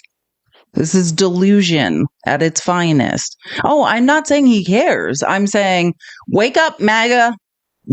Like, you can't start a business and get product and source product with fluctuating trade policy. By the way, and truckers, it used to be a safe middle class American job that you could make a living. Now they're all going out of business because of Trump and his stupid trade war so he can manipulate the markets, in my opinion. And on top of that, which I'll just say, I always talk about More Perfect Union and tell people to follow that account, like wherever you, I think they're on TikTok, they're on YouTube, they're on Blue Sky. I follow them on X. They did this piece. You know what else has just hit the road? Driverless trucks. So this is why we regulated AI, we regulated automated driving. Truckers are about to be put out of business on both ends, both from this stupid trade war, and now there's driverless semis on the highway. Like, congratulations, MAGA. Yeah. And I just want to give some ideas not ideas, but to hear from a real economist, not embarrassing people lying for Donald Trump about how this is the reality of what this trade war is doing to the economy. Tap the screen. The individual stories of people who are thinking about equipment that won't come in. And it's very easy to track through how that will affect their lives over the next 2, 3, 4, 5 months. Those truck drivers who won't have goods to truck across the country, they also won't be stopping at gas stations to buy a sandwich. And then the sandwich demand falls off and on it goes. But I think it's actually the effects are far deeper than that. There's an asset here that really matters called American credibility. There was a time when the president opened his mouth when you had to pay attention because you thought it meant something, that it was a shift in policy that other countries could rely on and respond to. That's no longer the case. In fact, on Wall Street right now, and it's one level funny and another level tragic. There's a trade called the taco trade, TACO, Trump always chickens out. And the problem, of course, is that what we're really not seeing is the businesses that aren't being started. So somewhere there's an MBA student who just finished school who's thinking about starting some sort of import-export business. There's a factory that could be built, except for one of the most important imports we get from the European Union is precision machinery. And that either just went up 50% or went up 10%, but no one can be sure. And so those are the stores and the businesses and the factories we'll never see. The individual. That's the best way to put it. You cannot start a business. You cannot continue, right? What happens, and I'm fascinated by supply chain and logistics. If you don't, you need exorbitant cash flow to run a business. And that's what's happening. When nobody knows what's happening, your business is paralyzed, you are bankrupt. Nobody can succeed in this environment, except, of course, billionaires and corporations who are benefiting from this, but not the average American. Oh, I love this one. This is a great theory. Tap the screen. Katie, I've been working on a theory. It's this. Maybe men are too emotional to run trade policy. Maybe we simply lack the hormonal steadiness to look ahead. Maybe you need a pair of knee-high leather boots. Katie, this could go all sorts of places, but I'm going to keep us on economics. Wow. Okay. It is true that there's an approach to economic policy making where what you do is you think, what is it I want to do? Where do I want to be in the future? And you implement that. You announce a policy, it's done, it's all over. There's no soap opera, no telenovela. You have your nerds crunch some numbers, you announce them, the world knows what it's doing, and then the world can turn its attention to doing business. That's not what this White House is doing. And at the moment, no trade policy that this president has announced has a lifespan longer than a cicada. And as a result, it's very hard to do business with cicadas. It's also very hard to do business with the rest of the world if you don't know the terms on which you're doing it. So there's two things going on here. It's important to keep your eye on both of them. One, there's a genuine tariff shock. He's shutting us off from the rest of the world. A 50% tariff on the EU would effectively be an embargo. You're going to walk into a liquor store. There'll be no French wines, no Spanish wines. You're going to walk into your restaurateur is going to tell you that they're running out of money because restaurants make most of their money from the markup on those fancy foreign wines. So that's what's coming right at us right now. And the second thing is this uncertainty shock, that no one can sit down and do business because no one knows what this highly hormonal president is going to do tomorrow or next week. You know, man, when people accuse you of being emotional, you have to understand anger is an emotion. You are emotional. When you punch a hole through a wall, when you say, I'm so angry, but anger is manly, that's you having an emotional meltdown. You are emotional. Men are the most emotional. I've never seen human beings experience more emotion. You know how you regulate your emotion in a healthy way? You cry, you communicate, you talk about your feelings, right? That's healthy. That's the reality. Nobody can build a business off of this type of ridiculous trade policy, which is both Trump trying to prove something based off lies and mathematical inaccuracies and him being a grifter. None of this is real. And by the way, thank you for the $, Gary Dolan said Jeffrey Sachs mocks Donald Trump on YouTube. I love Jeffrey Sachs. He's my favorite economist. I have hundreds of clips of Jeffrey Sachs. I don't know what clip you're referring to, but I do love Jeffrey Sachs. I'm just not sure he does that. I play clips of Trump or Jeffrey Sachs going after Trump all the time. He's literally one of my top 5 favorite economists. I just don't know which one you're talking about. But mostly I just want to focus on how delusional, like if you think Trump's doing something for America, you have a fundamental misunderstanding of what trade deficits are. You don't understand how the global economy works, nor how the U.S. economy works, and you need to learn. Because if you believe anything Donald Trump is doing is good for anyone but people with capital who are consolidating wealth at the top of the economy, then you have no idea what you're talking about. Really important point here that I want the audience to understand, because we've been through inflation recently with the post-pandemic inflation. What happened then was your boss was raising their prices, which meant the stuff that you were making at work was getting sold for a higher price. So it meant when prices rose, later on, wages would catch up. It would be painful for a year or two as we waited for wages to catch up.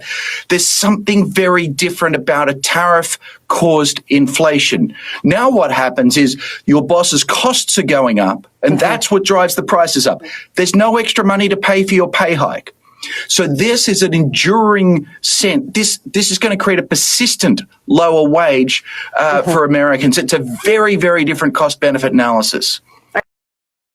Well, don't explain that to MAGA because they have no idea what a cost-benefit analysis is, nor how the economy works. They just believe if we keep letting billionaires rob us, they'll feel so bad, and then eventually they'll just, I guess, give them some money. I have no idea how MAGA thinks the economy is. We have the data. There's no trickle down.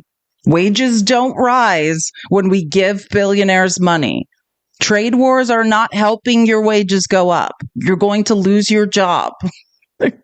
You can do it. I promise. You can think about it and figure this out. It's super simple. Oh, and this is one of my favorite. Listen up, MAGA. You're going to learn something. Right. Let me give you two ways of describing it. So the first is a very literal thing. When we say a trade deficit, what do we mean? It means we buy more stuff from Europe than they buy from us. So it means if what we're doing is tracking dollar bills, we have more of our dollars going that way than come back in, we the US, right? So that's a trade deficit. But let me point something out. Every time I send money to Europe, I do it because I'm buying something. I might be buying a Lacoste shirt. I might be buying a bottle of wine. I might be buying manufacturing equipment. So it's also true that they're sending us more stuff than we're sending them. So it means in terms of stuff, the stuff that actually makes you happy, that makes life richer and more exciting, we have a trade surplus. We're getting more stuff from them than they're getting from us. All we're doing is sending them pieces of paper. So yes, we have a trade deficit. We also have a trade surplus if you look at it in stuff rather than dollars. Second way of thinking about it. This, I think, is the simplest. We economists are firmly of the view that what matters is not your terms of trade with one other trading partner. Let me give you an example. When I go to my local grocery store, every time I go there, I buy some stuff from them, and they buy nothing from me. I say, would you like to buy some economics knowledge? And they say, we have no need, Professor Walters. So I buy a lot of stuff from them. They buy nothing from me, but that's okay. Because it turns out I go to my job at the University of Michigan and I sell them economics stuff. So I got unbalanced trade with the University of Michigan, and I've got unbalanced trade with my grocery store. And that's all okay because it all works out in total. Yeah. So the thing that obsesses the president has no genuine economic meaning at all. And it's not me saying that, that's the entire economics profession. Right. Let me give you two ways of describing it. So the first is a very literal. Okay, whatever. I think gifting has been turned. And I don't know why I keep getting violations on TikTok for random things I don't understand. Whatever.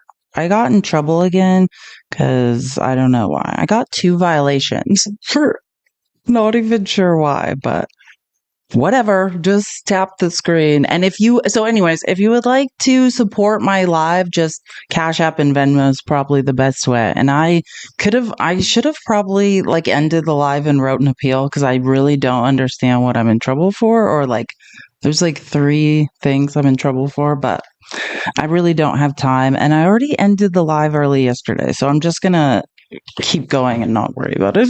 I don't know what else to do. Anyways.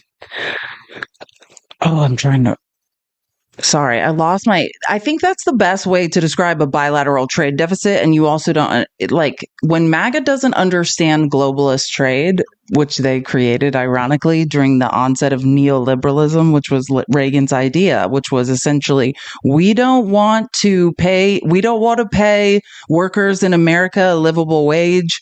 So we're going to offshore manufacturing. That was conservatives, and conservatives that wanted to use slave labor to run corporations. That is the reality of what in fact happened. And still to this day, people are confused and somehow saying that trade deficits are a thing. They're not. I'm trying to remember another example. Well, that's neither here nor there. I don't really need to give it. I want to remember. Hold on. I want to get, in case my live is going to be banned, because I went over, I was going to show the clip of Trump yesterday saying that he brought in $5 trillion from the Middle East, but I already debunked that for an hour yesterday. So I think I'm good on that. Again, Trump made some insane claim that he's generated $5 trillion in revenue. That is a complete lie. Even you could add up $1 trillion. Those were, I won my appeal. What is going on with TikTok? I didn't even appeal. I just said something else. You know, when you have they're you've been banned from receiving gifts, basically, and they listed 3 violations I've never seen. And then I was just well, I could sit here and make everyone watch me write an appeal, or I could just say, the last option is something else and you can write something. And I just clicked appeal. And then they were You won. Like, okay, cool. Who is reporting my live for ridiculous things? Stop. It's weird. I'm not doing it. I rarely do things wrong. Like, that's the annoying part. I'm not doing anything wrong. Leave me alone. I mean, at least to my knowledge, like, I never try to do things wrong. Ever. So leave me alone. Anyways, well, we might still get banned. Who knows what will happen in the next 5 minutes. I don't know. And this has been, it's not just me. Creators keep talking to me about this constantly. Pickles is banned on both his accounts, by the way. Pickles this morning was like, I was like, hey, do you want to debate sometime? He's like, yeah, whatever. Like, I have an account I can go online with. And I was like, oh, so it's not just me. I'm just whining, but Pickles has no accounts that he can use right now. Yeah, he's got a third, but he doesn't have TikTok studio access because the more you get banned, the more you're like on the shit list of TikTok. Yeah. Okay, so I want to play this. Yes, now we're in the good. So this is along the lines, and maybe I should have. Thank you, Poshy. I like that name, Poshy44. Very British of you. Thank you for resubscribing. Oh, you can send links in Cash App. Thank you. Gary sent me the link to. Wait, it said this site can't be reached. What? You sent me the link and I clicked on it, Gary. Thank you for the $1, by the way, in Cash App. And it says this site can't be reached. Check if you have a typo. Oh, I can probably copy. I see now. I need to copy the whole thing. Hold on. Because, like, for some reason, part of it is a hyperlink and not the whole thing. But, yeah, I'm not just going to play a clip that sent me now, but I'll look at it. I love Jeffrey Sachs. Like, I mean that to my core. Everyone should listen to Jeffrey Sachs. I wonder, I'm just checking if this is the one I thought. Yeah. If this is the clip I thought, because yeah, and it's 50. You want me to just? I can't. Just so you know, there are constant copyright violations. I can't just play random content, especially not content derived from YouTube. Like I have to re-record it, clip it, and I have to talk like 75% more than the clips I play. Like it's not like I could just. If you think you can start, and especially not when you're monetized, like on YouTube, I am a monetized creator on YouTube and we're live there. Like I'll get a copyright violation. So yeah, it's not just like, I'm like, oh, let me play random clips. Like there's a lot of thought that goes in this so I don't get in a lot of trouble. But yeah, I have seen this hour-long clip. I love him. And I think I clipped this. This is from like a month ago when this conference happened. And I played clips from this. I love if no one knows who Jeffrey Sachs is, Sachs like Goldman Sachs, SACH, he hates Trump and he's a brilliant, brilliant economist. I mean, it's not about if you hate Trump. Trump is just an idiot. Like, so if you're an economist who's into like math and how economics functions and you're not lying, you're not, paid or blackmailed to lie for Trump, then you can't stand him. But I'll watch that again. And if I find good clips, I'll clip it, but I need to like re-record them. I can't just like capture. It's a long story. Just trust me. It's hard. The people's receipts is not just it. There's a lot of thought that goes into this, so I don't get banned from the internet. But thank you so much, and thank you for knowing who Jeffrey Sachs is. Joby, thank you for the $40. Felice, you're a national treasure. Don't Nicolas Cage me. That's weird. TikTok doesn't like when you spew too much knowledge. Thanks for all you do. Thank you, Joby. You are like the light. You are like one of the most amazing people I've met on TikTok. Thank you so much. I appreciate you. Now let's continue because God knows how long until I get banned.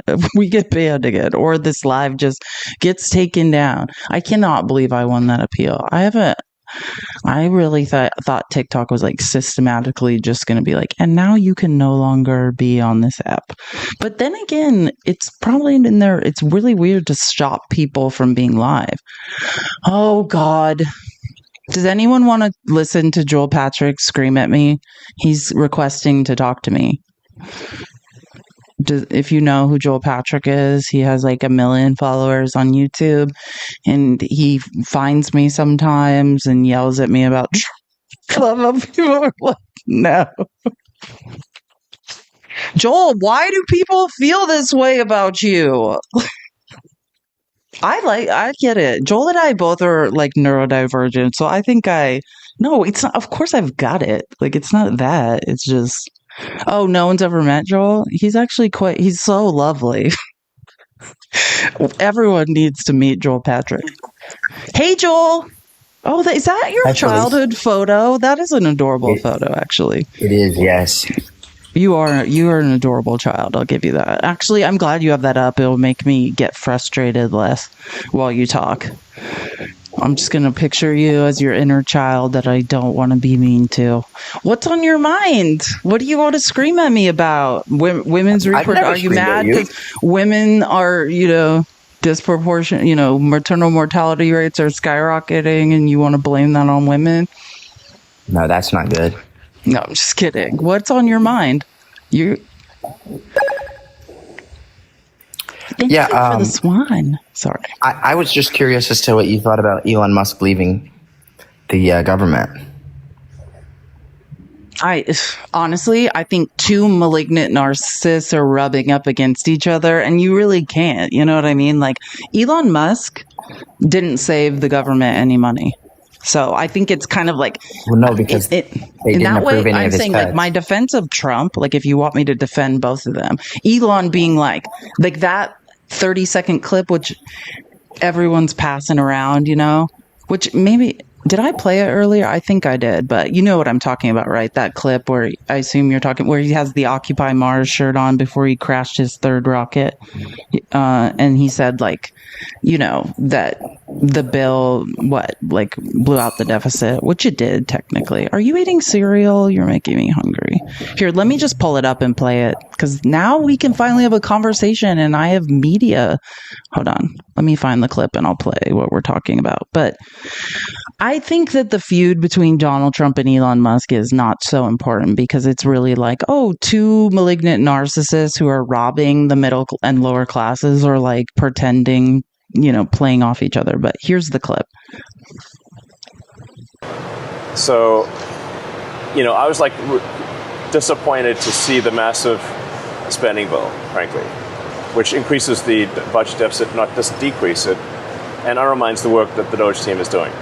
I actually thought that when this big, beautiful bill came along. I mean, like, everything he's done on Doge gets wiped out in the first year. I think a bill can be big, or it can be beautiful, but I don't know if it can be both. My personal opinion. So is that what you mean? Like these types of comments and then him leaving? I did a little piece on it in the beginning of this live. That was what I was referring to. By the way, your ability to do live media, that's pretty cool. Is that a new thing? I'm in TikTok Studio, not on my phone. So it's like you have to have like a PC. You can't. I'm a Mac person, but yeah, I'm on a PC. It's TikTok Studio software. It's pretty cool, right? Yeah. Pickles does it. You've been on Pickles lives. Not recently, I don't think. Just the last time we got in a fight. That's the last time we got in a fight with each other. Parker and I want to say Dean. One of the two of them has a really, really high quality camera and microphone for some reason too. So I'm assuming they have TikTok Studio as well. Well, you don't need TikTok Studio to have a high quality camera and microphone, but yeah, I mean, and they're probably like in OBS or something. Yeah, whatever. But so what do you think about, like, what is your take on what Elon Musk is doing? I think Elon's frustrated because he took time off of his busy schedule to save Americans money, and then they just went right back to their old spending ways and overspent again. Okay, but he didn't save any money, right? Yeah, because they didn't push through any of his cuts. No, that's not why. Well, okay, Doesn't Congress have to vote on budget cuts? Yeah, well, that's true, but I think more what I'm positing is why not, right? Like, so Doge.muskwatch.com is an auditor of the Doge wall of receipts, right? Elon Musk, remember, he claimed $2 trillion. He was going to do $2 trillion in cuts. Then he said $1 trillion. Then at the very end, when it was a flaming shit show, he said, it'll be 160 or 150, 160 billion. if you go to doge.muskwatch.com, which I can actually pull it up, but it's auditing of the Doge wall of receipts. He's claiming 165 billion in cuts. The item, let me email or text this to myself so I can pull it up because I'm casting on my iPad. Give me 1 second. He's claiming 165 billion dollars in cuts. The itemized cuts are 69.3 billion, and then the verifiable canceled funding is 16.3 billion. And on top of that, the problem is, right, let's say everything he's claiming, okay, I saved 165 billion. That is nothing. It saves us nothing. And then on top of that, right, we know that because of what he did, he came in, ran roughshod over people, fired people illegally. It's actually costing us more money in the courts. When you fire people illegally and federal judges agree, then we have to pay restitution to those people who are wrongfully terminated, and it costs money. Like, he didn't save us any money. Do you think it'll cost $150 billion? Yeah. Well, let me do, sorry, I probably should be better medicated for this. My ADHD medication is, let me text myself this so I can pull up the Doge tracker first, because I want to make sure we're looking, as long as I have all these tools, I'm in text this to myself so I can pull it up on my iPad really quick. And then I'll pull up the study. What is it? Ew. Let's not all look at, there it is. Oh, that's the wrong thing. I'm pulling up the wrong. This is what I'm trying to pull up. If it loads, because am I in Chrome? Oh, it loaded. Okay, cool. This is the auditor of the Doge wall of receipts, which is really cool. So I just recommend this to you because you can use it per state, or like you can look up by contract. And it's just, Elon Musk is he didn't do what he said he was going to do. But you can see this is the Doge claimed cuts on the Doge wall of receipts, 165 billion. The Doge itemized cuts, which you can see there, it's I forget. I can enlarge this. It includes 57.7 billion in contracts, 11.3 billion in grants, and 291 million in like canceled real estate contracts from the firings. But then the verified cancel funding, so including actual savings from verifiable grants and contracts, as well as all real estate, is at 16.3 billion. And then I really doubt the federal government is spending $16.3 billion in settlements. No. This is what has been canceled to date. This is the actual verified canceled savings to date. So let me ask you this. Do you think that there's government waste? Oh, absolutely. Well, yeah, absolutely.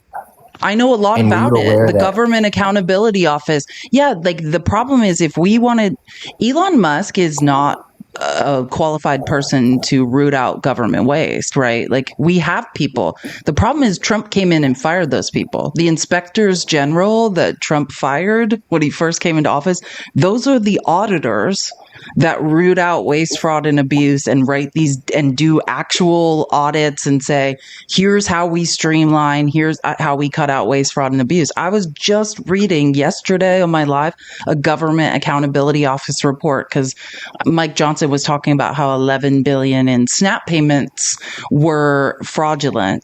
And so I went and found that inspector. It was a report done by Biden, who ordered an inspector general to streamline and figure out what are the best ways to cut out waste, fraud, and abuse in our SNAP payment system. So yeah, it 100% exists. Just nothing Elon Musk was doing was rooting out waste, fraud, and abuse. Right. So did you see that in the big, beautiful bill, they're going to cut 45 billion. They're going to start by cutting 45 billion in Medicaid. They're going to cut Medicare. I think it was a total.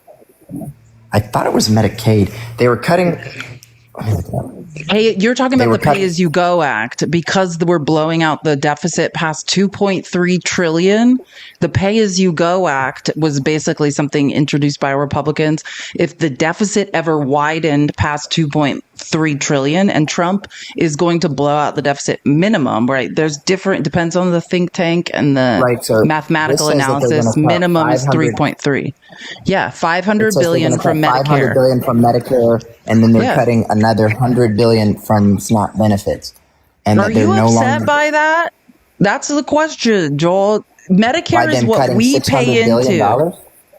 No, I'm saying Medicare, right? We're not talking about Medicaid and just, I know you don't care about the poor. Like, we've had this conversation. I'm asking you, Medicare is, when we're taxed, like our income is taxed in Medicare. That's us saying, when I'm older, well, based on our previous conversations, is why I said that.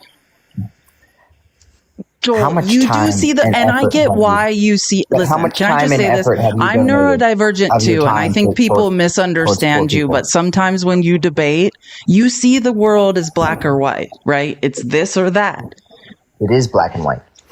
No, we're all in the gray, Joel. And that's why I say it. You have some very harsh views. And I'm actually look at me in a good mood. My therapist is going to be so proud of me. I'm going to show her this debate and she's going to be like, look at you go, Felice. Because you take these positions and people are like, Joel Patrick is a monster. Because you're just like, then women are all unalivers. You know, like, you say things that sound so harsh, but I understand you're neurodivergent and you see the world in black and white, but it's not. Like, but so my point is, let's go back to Medicare though, because that's our taxes. When we say, hey, every paycheck, you're taking money out of my paycheck so that when I need to retire, I'm going to have health care. And what the pay-as-you-go... What the pay-as-you-go bill says, right, is that anytime here, and I'm just going to get this stupid thing out of my way because it's bothering me until the next time I need to pull something up. The Pay-as-you-go back act basically says that after we blow out the deficit past 2.3 trillion, which this is the largest widening of the deficit in a single bill in U.S. history, the big, beautiful bill. And the minimum forecast from the nice right-wing and libertarian think tanks is 3.3 trillion.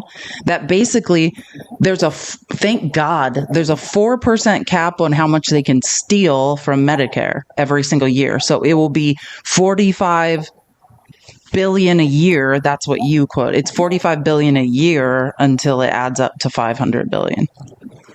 Right, but you said something very specific. You said, I don't care about poor people. I can probably say within I said, you don't. I do. I am a poor person, Joel. I have done significantly more to help I care.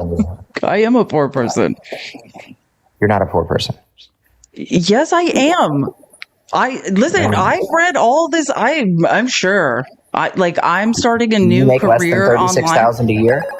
Yeah, I'm starting a small business. Everything I make, I just reinvest back into this business. But you make less than $36,000 a year. Yeah, this last year running the small business, yeah. And then most of that I reinvest back into it. What do you mean? What? How did you pay your bills? Well, I mean, I don't want to go through my finances, but I'm starting a small business and it's not good. I don't have a car. I don't know what you think in terms of you're saying I have bills. Well, $36,000 a year makes you poor in America, but it makes you 1% of the world. Okay, so now, that's a different argument, though. Now you're saying be lucky because you're not a starving African child. Don't do that. Correct. I know. Which is why I said, when you said I don't care about poor people, I do care about poor people. What I don't care about is entitled people. I'm growing on you because you used to be so much meaner to me. What's happening? I was never mean to you. You can't even decide if you hate me anymore. I've never hated you. Okay, well, I have recordings that could probably... So here's the thing, please. I go on these lives with mostly black people, and they spend the entire life not making any points, just calling me a trash panda. So this is trash panda? Yeah. I did not say that, and it's not funny. I was coughing. That's a trash panda. Okay. Yeah, well, you know what that is, right? You go online. Yes, I mean, a raccoon? But you know why that's disrespectful, right? No, I think I'm confused why they're saying it to you. I think I don't get it. Yeah, like I've been called a in, raccoon because why? Because I'm like I have a black father. Remember, you did this to me. You screamed the last time we were live together, Joel. Maybe you should rewatch the clip. You screamed at me over and over. You're not black. You're not black. And I said, well, my dad is black. And you said, I have 2 black parents. So like my understanding of like being called a raccoon is like you're biracial. No, a raccoon is somebody. Well, the coon caricature is a racist caricature that comes from like blackface and minstrel shows. And a coon was like a. Wait, so who's like saying this to you? You're saying Republicans and lives are saying this to you? No, Democrats say that to me.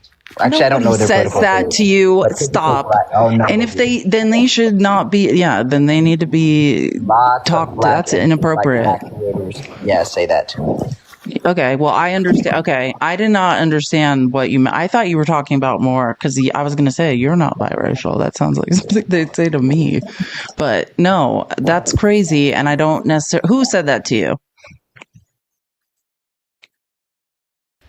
Who said it to me? Yeah. It would probably be easier for me to tell you who hasn't said it to me. Okay, because I just don't believe it. I don't know. That seems like a pretty extreme thing. Anyways, can we just move on? Yeah, Aunt said it to me. Squire said it to me. Yeah, okay, because I don't know even who these people are. So are they saying, you're saying they're saying to you what? Because of your political beliefs, you're what? A traitor? Is that what you're? I'm just a race follow traitor. Tell me what. Okay, I get what you're saying. Well, let's have this conversation. Like, here's my thing about this. Like, it's not about like your political beliefs, because I understand I'm neurodivergent too, so I think you have a very analytical way of looking at the world. But I'm not saying like, and I say this to like, the actual MAGA men, white males who are probably have some prejudice in their heart. It's not for me to know who has hate in their heart or not, right? Like, I am interested in numbers, and I'm talking about conservative legislation and how it has done damage to minority groups, right? I know mathematically. Well, like somebody in your comment section right there just called me a Sambo. Johnny Likely. What? How do you read all these? Okay. Let me just finish my point, and then you can scream at Tropical people. Paradise called me an Uncle Tom. Yeah. Okay, well, you can take it up with those people. I'm not saying those words. I'm talking about statistical mathematics now. Like, this is what I'm saying. This is what impact studies are. They're statistical mathematics, right? And what I know is conservative legislation disproportionately harms Black, Brown, Indigenous, and other minority groups. That's the reality, right? Like, and it's not about like, hey, is Joel somehow Black? Because I know you're Black. I mean, and somehow he hates himself or has hate in his heart. It's not about that for me. I'm talking about statistical analysis, conservative legislation.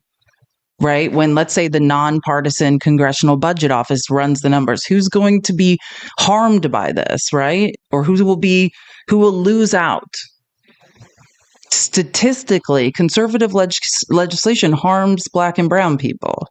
So that's probably what you're experiencing, is people are saying or feeling very aggressively like, hey, why would you support this if it's hurting you? And this is me filling in the blanks. Black people are not a monolith. And 20% of Black people. I 100% agree with that. And I was just about to say that. I think you come from an upper middle class family. Is that true? What do you consider upper middle class? I don't know. I mean, I come from a dirt poor family. Like, that's the impression I've always gotten of you, is how do you have these points of view? I think you come from I don't know. It's hard relative to say comfort. I'm not saying you've never had a struggle. I shared a bedroom with 3 brothers. Okay. Yeah. I mean, me too. I have but my childhood home was probably 4,500 square feet and with a 3-car garage. Okay. Yeah. There you go. Okay. Some of us lived in a 900 I think my dad has had an airplane. That's what to me, a poor person, consider upper middle class. Did you say your dad has had an airplane?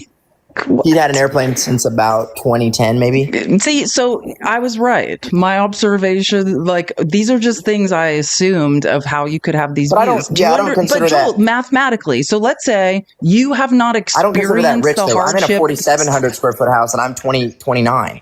Yeah. Okay. Cool. That has that's not my point. My point is this: is that what we know mathematically? It's not about if Joel has hate in his heart, or if Joel is whatever the names you were listing, people were calling you in the comments. It's that conservative legislation is harming Black people, and you are on the internet being like, great. So you're like, yeah, I'm showing up on lives. Mathematically, when we do statistical, did you ask me how? Yeah. Okay. Yeah. I can. Let me just pull up because this is my also, favorite thing to do. Aren't you mixed? Police? Oh, are you going to do the you're not Black? My father's Black. I identify as multiracial, right? Like, so I'm not. Do you say the N-word? Absolutely. What? No. What? Are you out of your mind? No. So I was just saying that if it's not appropriate for you to use a racial slur, then you would recognize that it wouldn't be appropriate for people in your comment section to use racial slurs. I don't know what are you just reading comments obsessive? Joel, maybe you need to go, you want to go to the comment section and argue it. I don't know. I'm not reading the comments. I'm in TikTok studio. So like I can like the view you have on your phone is very different to mine. So like the comments are actually like at least, and I'm giving like 9 inches away from my focus. So I actually am not reading them and I don't know what you're talking about. Here we go. This is a statistical analysis I ran a few days ago. Let me just scroll to the top and find it. Republican policies disproportionately harming minorities. Okay, so voter rights restrictions, multiple Republican-led states voter ID laws, and I've gone over the Government Accountability Office. That's where the inspectors Trump fired work. Study found that strict voter ID laws. Voter ID? Yeah. There's like you think at that Black least people don't have ID? Yeah, can I just read no, I know for sure they don't. Can I just read I'm going to read Why don't they have I'm going to read Why don't they have I'm going to read Why don't they have the U.S. Government Accountability Office study found that strict voter ID laws reduced turnout among Black voters 3 to 5%. A Brennan Center for Justice, that's a pretty reliable nonpartisan think tank, report in 2021 found that Black and Hispanic voters were more likely than white voters to lack the required ID in states with strict laws. States like Texas States like Texas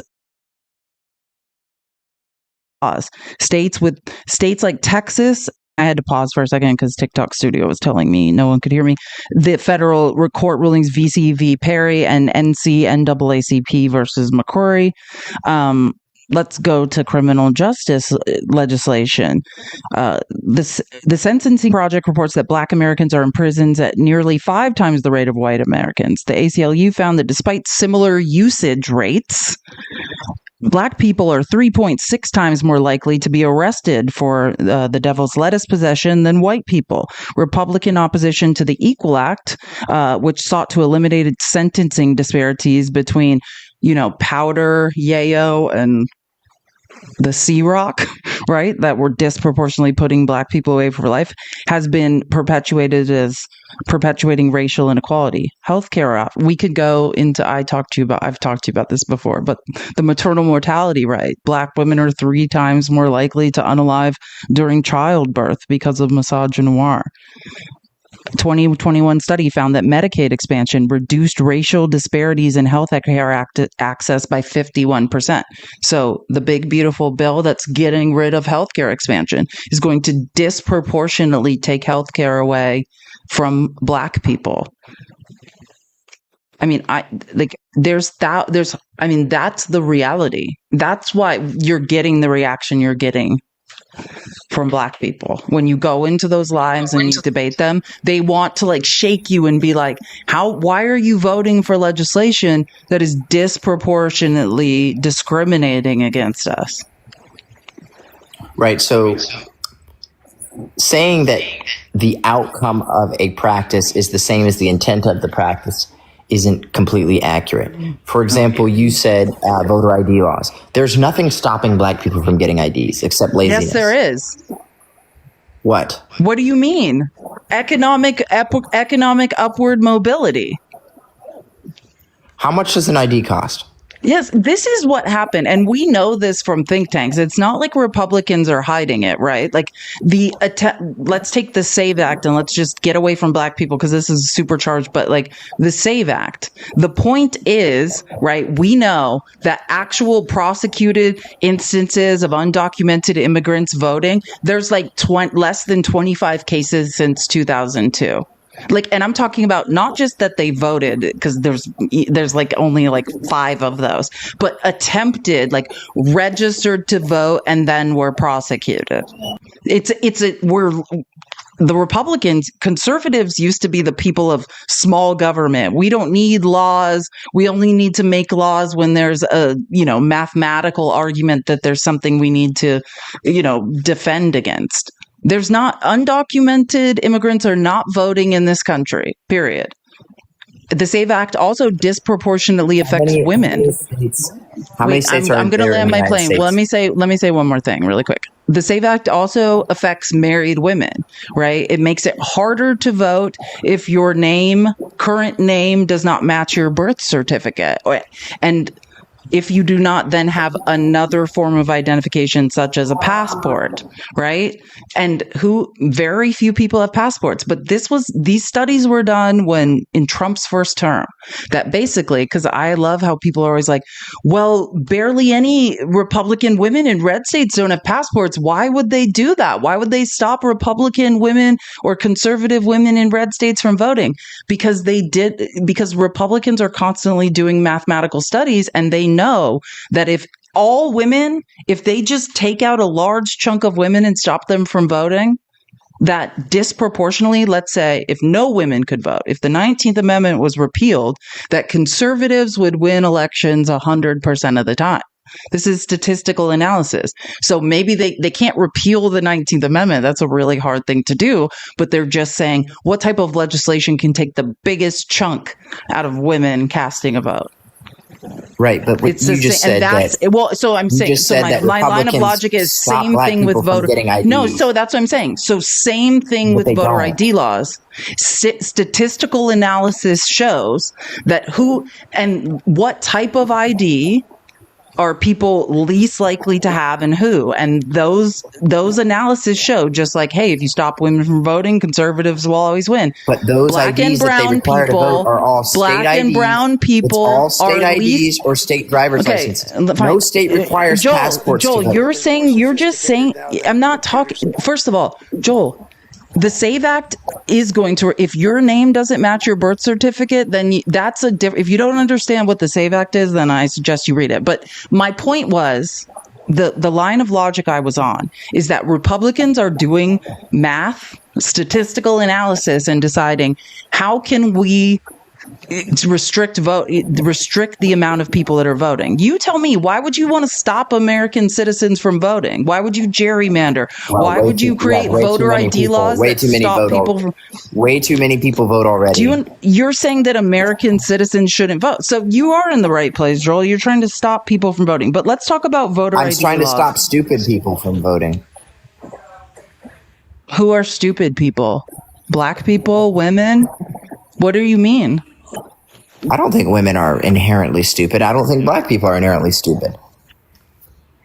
You sounded like there was a question in your voice. No, but I do think, I do think that there is a unusually large percentage of them that do not make wise decisions, which would conclude that there's a majority of them that are not intelligent. I'm sorry. A wise decision. I'm sorry. Women. Now, can you give me an example of how black people are incapable of making wise decisions, or which group? Who are you talking about? Or an example of that? The median credit the median credit score for African Americans, the number of African Americans currently incarcerated, the number of African Americans who consistently commit violent crimes and then wonder why an entire generation of them is incarcerated. Can I just say something? The African Americans who make it out of the hood with a little bit of money and then absolutely blow their money within 3 years of leaving the NFL. Joel, leaving the NFL? Okay, now you're out of control. But yeah, like you're talking about systemic discrimination, systemic racism, right? We know systemic racism would play a role. Do you know, in their parents, Joel, why black people? Do you know why fewer black people are pulled over at night?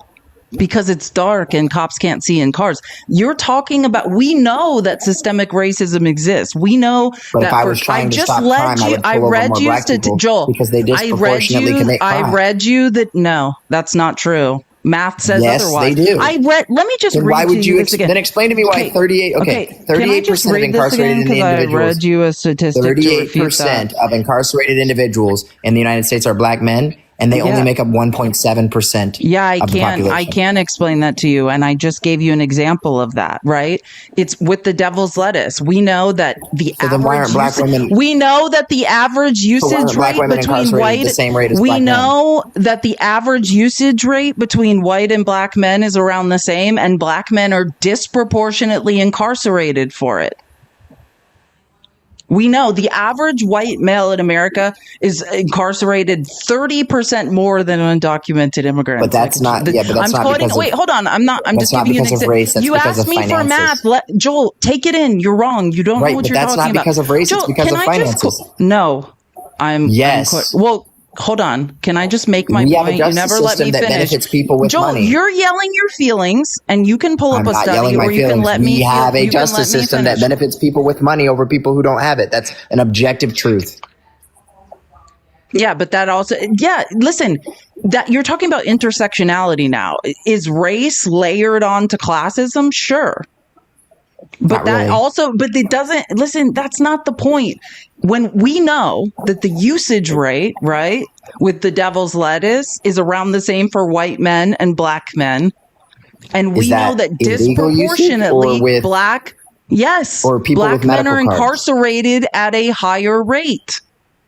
Period. Yes, because they commit more violent crimes. No, we're talking about the devil's lettuce, not about violent crimes. I don't think you even understand how math works. Like, you're 55% of violent crime in the United States is committed by black men. To realize why people in lives, Here's the craziest thing too: 94% of people victimized by a crime from a black person are they themselves black.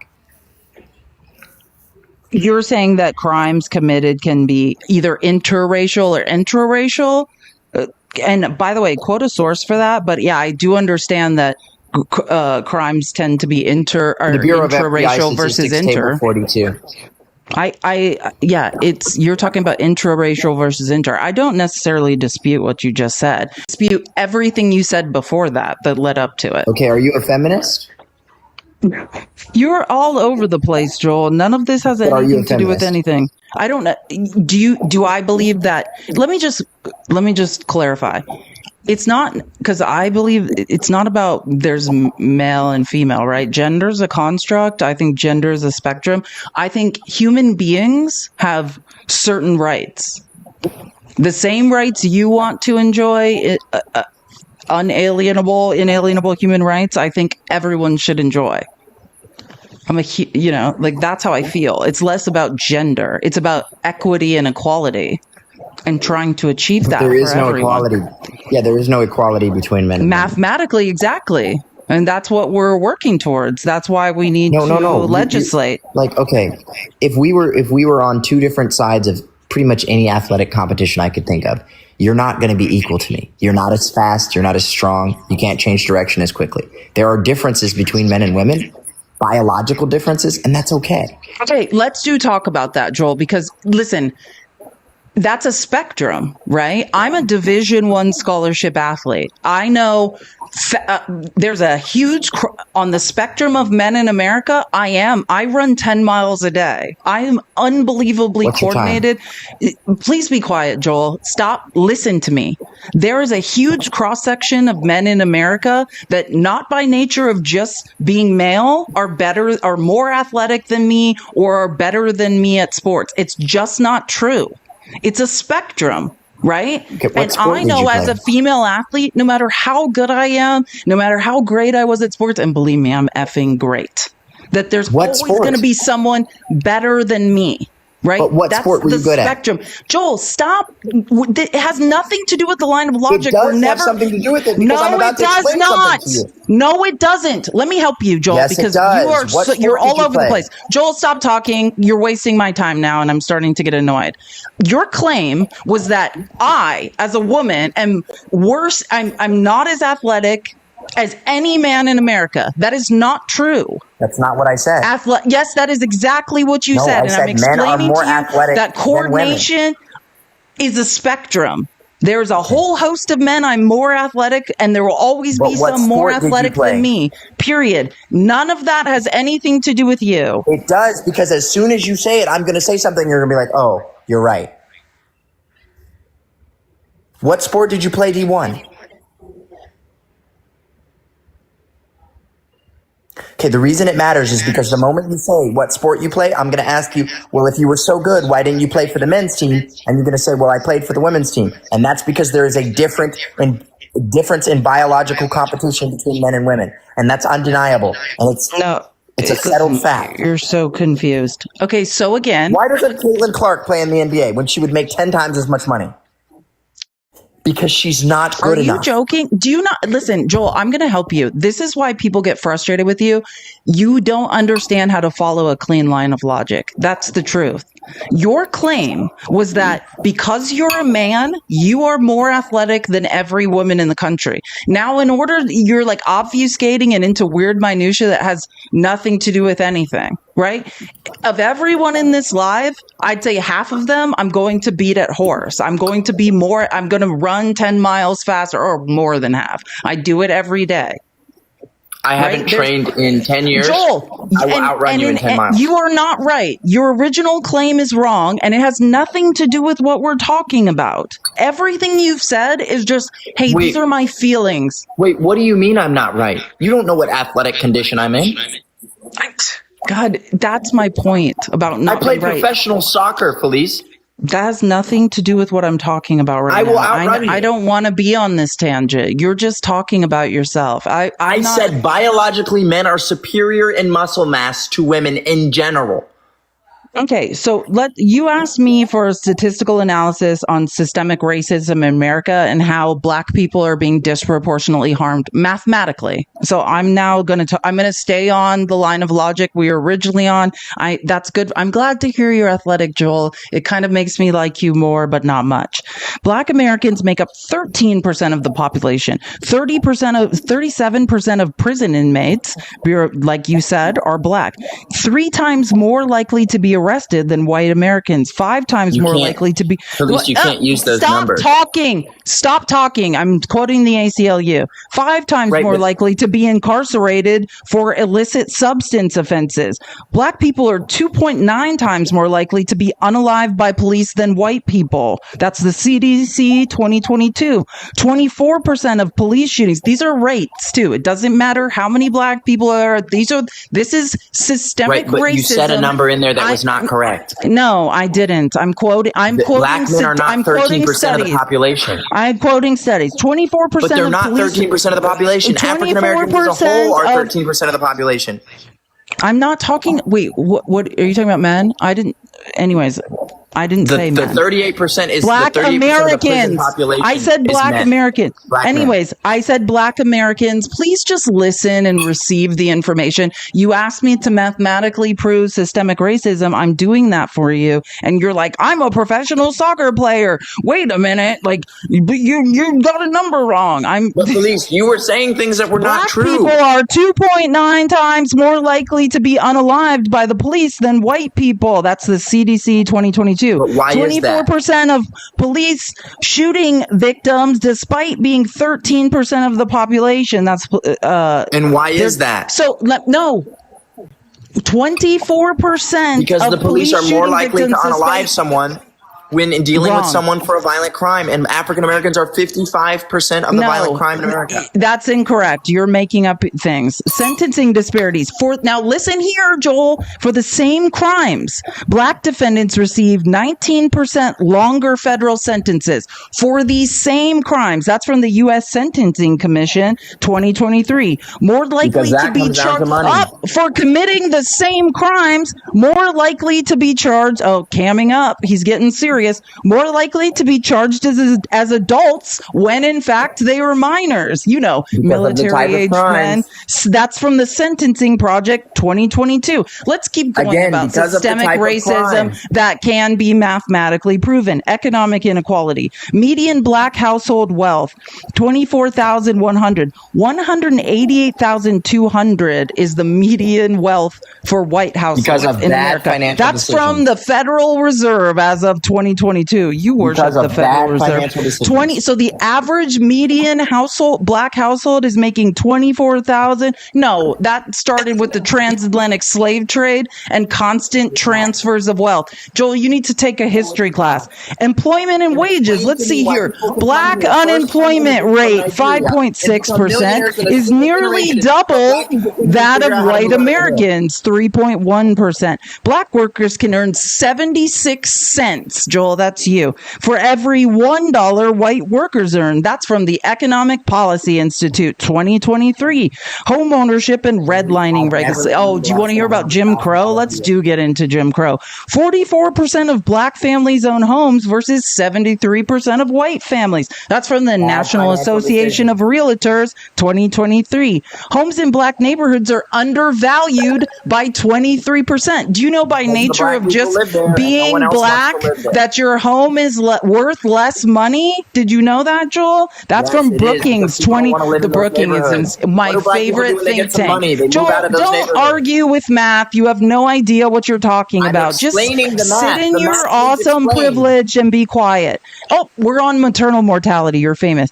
Black women are 3 times more likely to die from pregnancy-related causes. That's the CDC 2023. You're also 10 times more likely to be obese. Didn't you just say you were super fit? You'd know the median weight of an African American woman is 189 pounds and the median height is 5'3". So you tell you're not going to have more complications. You want to talk about, I'd love to talk about this because like my favorite thing is psychology. I've read thousands of studies. Do you understand? First of all, we can talk about body type, which is completely different, right? You don't understand that when you say obese, that measure of obesity comes from an 1800s, I believe, Danish man who was like 5'5" tall, right? Do not compare black women and black men to an 1800s Danish man and what was normal for obesity. Like, it's delusional. That is, you're literally trying to put whiteness on different cultures of people. But anyways, I'm going to move on because that's not my ultimate point, because I know all about this. Do you understand why people... Joel, I feel like you're possibly hitting on me while also trying to refute me with no facts. You know what obesity is. You care about health. Why are we pretending can I finish? Joel, you're just... Do you want to have a 30-second tantrum? Because I have been talking a lot. Do you want to just... What is your... Say something bigoted about black women's weight? Run 10 miles.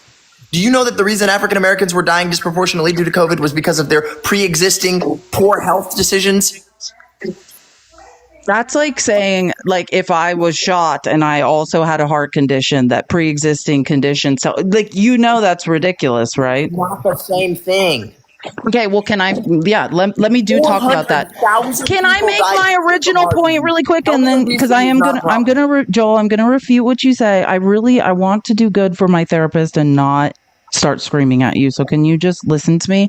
Yeah, I do. I have not been like, yes, I was an athlete and then a Division I athlete, but there was this period in my life after I got done playing sand volleyball where I gained a lot of weight and I was depressed and miserable. But this is why, right? when you come from low income, poverty stricken households, there's a lot of trauma involved in that. And Joel, I know you don't understand this. You don't understand the nature of growing up with nothing and food insecurity. And when you're exposed to all types of hormones in foods, it's the reason that disproportionately Black and brown little girls go into puberty faster. It has to do with cheap food, right? The hormones inside of food, not having access to fresh fruits and vegetables that are cheap, right? And so because of that, because of poverty, the stress that is put on the body from poverty, it sends little girls into puberty earlier, Black and brown girls. Right? And that it's similar to that. You're talking about why people could be overweight. Do you understand why people overeat? There are neurotransmitters in the brain that comfort people when they overeat. It comes from trauma. I mean, it's one of the reasons. When I was overeating in my 20s, I didn't understand that when I stopped being unbelievably active, and that was helping me with my trauma and with mental health issues that I had, that then I started to overeat because it made me feel comfort. A neurotransmitter. That's what GLP-1 inhibitors are about. These drugs that are helping people lose weight. They're mimicking those neurotransmitters that make people feel comfort when they overeat. Joel, and I mean this in the best way, because I think, we're both neurodivergent. You've had your own challenges in life. You've had your own challenges in life, but you don't understand where people come from. People online. You just are like, hey, everyone, you're going into black and white thinking again, and the math, that's not where it's leading. A word of advice from somebody who's made it, okay? You should seriously consider training people online, doing fitness training online, because you're already fit. People would listen to you about what you do to stay fit, and you could make reoccurring regular revenue from doing that. You've got 500 people on here. I'm sure 100 Joel, of them. How have you made it? When did you make it? By selling out to the white conservatives whose legislation disproportionately hurts Black people, and by making like one video that went viral on YouTube, by literally selling out where you come from? Nope. You've made it? At least I can look myself in the mirror at night. I can look myself in the mirror too. I made my first $1 million. Can you, Joel? Can you?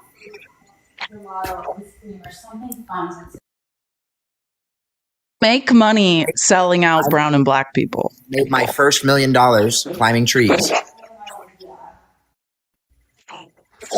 I was a professional tree climber. I've been a professional tree climber. Oh my God. Okay, cool. I was a teacher. I was a second grade teacher. I don't care if you climb trees and cut them. I actually did. How I made it, and I no, Joel, that's not what we're talking about. We're talking about your little YouTube career you have going and how you got 1 million followers, because you were. Yeah, we all know. Listen, I know as a minority, the fastest way for me to get rich would be like, oh, I'm MAGA now. Yeah, we all know. All minorities know. The minute we just sell out and start pretending that conservative policy isn't hurting Black and brown people, we can all be rich. We know. Is more sophisticated now than. Oh my gosh! You know what? This is why people are poor, because when rich people tell them how to be rich, they laugh at them and ignore them. Oh, you're not rich. What are you talking about? Joel, I used to work in advertising. I used to make a lot of money. I'm happier with nothing. That's the truth. I'm happier like this. At least I can. I'm who I can say whatever I want now. Rich. What? What do you consider rich? That's what I'm saying. I don't know. You're the one saying you're rich. I didn't claim I was rich. I drive a $250,000 car. My wife drives a $100,000 car. We live in a $2 million house. You're married? Jesus Christ. I feel bad. How long have you been married, Joel? I didn't know you were married. This is news to me. I feel immediately bad for that person. Are you as nice to her as you are to other women online? Kyra, thank you for the Kira, thank you for the $10. We aren't committing more crime. We are profiled, stereotyped, and criminalized at higher rates. Yeah, we know. We all know that. Joel doesn't know that. We are victims of implicit bias. That is why we are incarcerated more. Yeah, we all know. I mean, Joel knows. I've explained this to Joel on several occasions. Joel knows. Oh, is that your wife? Jesus. Oh, God. Joel, listen, I know that you are having a great time and you think that you're just not mathematically right about anything. That's period. And it doesn't matter. Let me put it this way. I don't care if you have a $250,000 car you drive, which is weird to say. It's just, you're still closer to having nothing than you are to having something. Transferring wealth to the top of the economy is not helping you. Okay, so carrying water for conservatives is not helping you. In this life that you were poor? I am poor now. I have been not poor before. Why would you voluntarily be poor? Because I'm happier. Because I worked in corporate America where I had to tell a bunch of lies and do a bunch of things I didn't want to do. I didn't like myself. Joel, your brain doesn't understand this. You can tell whatever lies, or you don't realize you're lying. But I'm happier with nothing so that I could look myself in the mirror and say the truth every day. And I think it'll work out for me. It usually does. I have a high earning potential. Did you just flash a $3 bottle of water on the screen while claiming to be poor? Oh, I promise I am. And yeah, I refilled it. That's what you're asking me. I use a Brita pitcher. Like, I'm not. This is Gatorade from my run. Like, you stop, Joel. I don't know what point you're making. Joel, everything, like, this is what I want to leave you with, because I'm getting a little bit bored. Everything you believe is not correct. Like, I think you had this sort of fairy tale life experience, and you're like, hey, I'm a black guy. It was easy for me. Like, I just started carrying water for the Conservative Party. I got 1 million followers on YouTube. I just continue shilling and selling out for the right. And like, look, I just keep getting richer. Why isn't everyone doing the BS I'm doing? It's because I can do math. I don't make money from social media.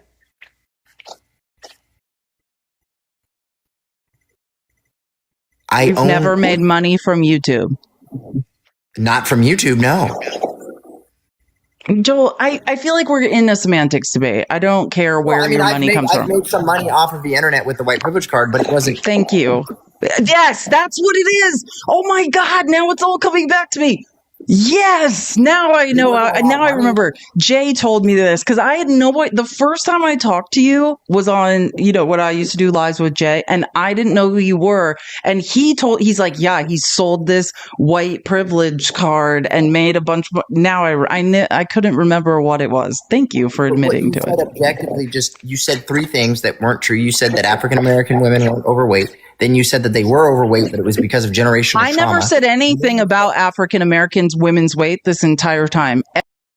Everything that was said about that was you, Joel. Okay.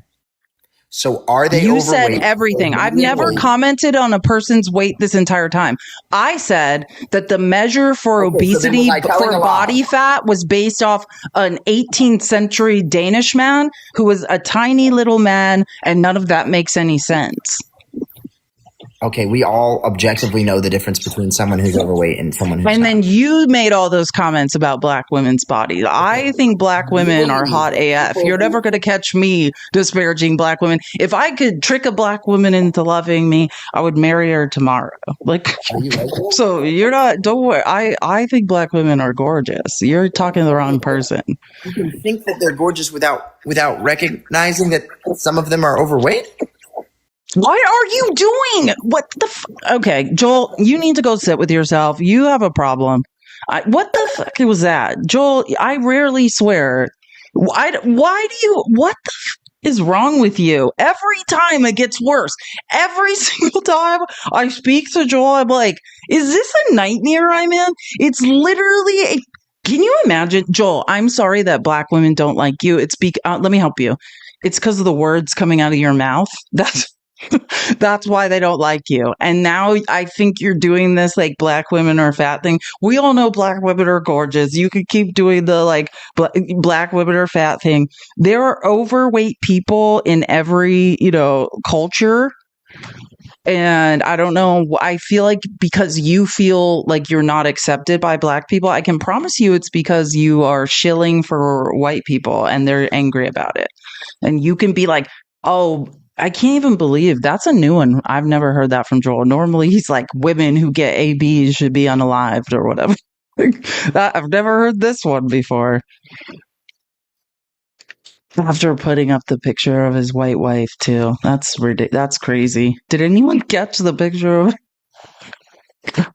We're the Twilight Zone. Like, I'm sorry that this is why, if you're ever wondering, Joel, just rewatch this in exchange you had with me, and this is why black people don't like you. You literally, this is why. This is it. It doesn't take a genius. It's because you're online. It's saying black women are fat. Like, are you out of your mind? I mean, and again, I could get into things about this. When I was a teacher, it's a long. I don't want to tell that story because I think it's too personal and weird. But yeah, I mean, I think that you need to understand why people would overeat. Right? It has to do with stress. I don't care if you're white, black, brown, whatever. Stress, right? Like a lot of people who are overeating, it has to do with trauma. It's a comfort thing. That's why GLP-1s are working so well, because neurotransmitters are telling people's brains they're safe and they don't need to eat anymore for comfort. So maybe we should create a safe environment for people where they have upward mobility and aren't in constant terror every single day.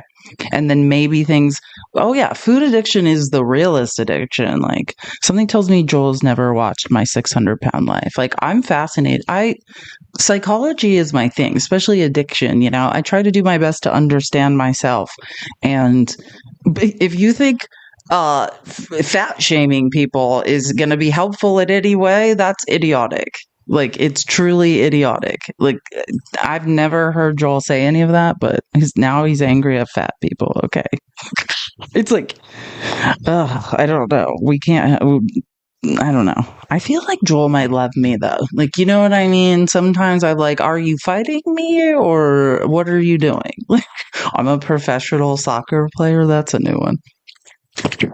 Bet your teammates couldn't stand you. Just a thought.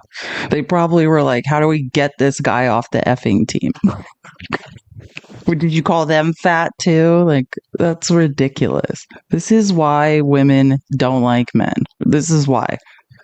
If any woman, I don't care what size she is, lets you touch her, just say thank you. Just say thank you. You are all on the verge of never having sex again. That's where we're at in America. And Joel's not helping. You need to get Joel to be quiet, because this is why I keep saying, ladies, do not let any man touch you. Men, go get your people. Someone go get Joel and make him stop talking, or none of you are ever having sex again. This is exactly why I haven't had sex with a man in like 5 years. This is why. Never again. Because what ungrateful weirdos judging our bodies. Like, if you get to touch me, you're welcome. I never want to hear another thing about it. And then I have to hear people like that talking about if women are fat or not. Yeah, this is why none of you are ever having sex again. Someone go get Joel. I love Joel. Like, I can't figure out why I go in lives with black people and they keep screaming it. I don't know. Were you yelling black women were fat in the live? I can't think of any reason why black people might have attacked you while you were in a live. Like, it's like, I didn't know. Someone said, can you imagine if he had children? I didn't know he was married until right now. I'm much more concerned. Like, yeah, I don't know. But yeah, who could ever figure out why people are mean to Joel? He's like screaming black women are fat. God, I don't know, black, like, and again, like, I'm just saying, like, because, like, obviously I sit in so much white privilege. I have a black father, but, like, I sometimes feel like I was robbed. I wish I had a black mother, and then I would be like, I don't know. It's just, Joel's insane. Like, black women are a treasure. I think that's what it is. Like, I always used to think, like, if only my mom was black, maybe I would know more about what to do with my hair. And maybe I would understand more about being black and, like, so many things. And then Joel's shit talking them, like, annoying. Oh my God, I'm sorry. Oh, there it is. Sorry, I couldn't find my presentation for a second. Joel makes me upset. That is insane. Actually, while we're just sitting here now and we need to do something with our time, or not do something with our time, but I need to, like, kind of just take a moment to decompress, because that was a mind-boggling conversation. I talked about this before, and I don't know. I mentioned it, I think, when I was live with Matt on Tuesday. This Charlie Kirk showed up, because Charlie Kirk has a pretty good racket, right? He goes to college campuses with, like, where 18-year-old, no offense, 18-year-olds, but, they're not all as smart as Parker. And then he's like, I could debate, and, like, goes on college campuses and talks to people that know, like, and I say this, when I was 18, 19, you think you understand politics, but you just have not lived enough to understand politics yet. Like, when I look back, like, people are always like, Parker and Dean are so smart. And, like, my response to that is, like, imagine what they'll be like in 10 years. You know what I mean? Like, because I definitely didn't know as much as Parker when I was his age. And I can only imagine what he's going to be like in 10 years. But this is, I think, the best, because Charlie Kirk went to Cambridge University in England, where people's brains work, and then tried to debate a professor who humiliated him. And, like, it's like, sometimes I think it reminds me of Joel.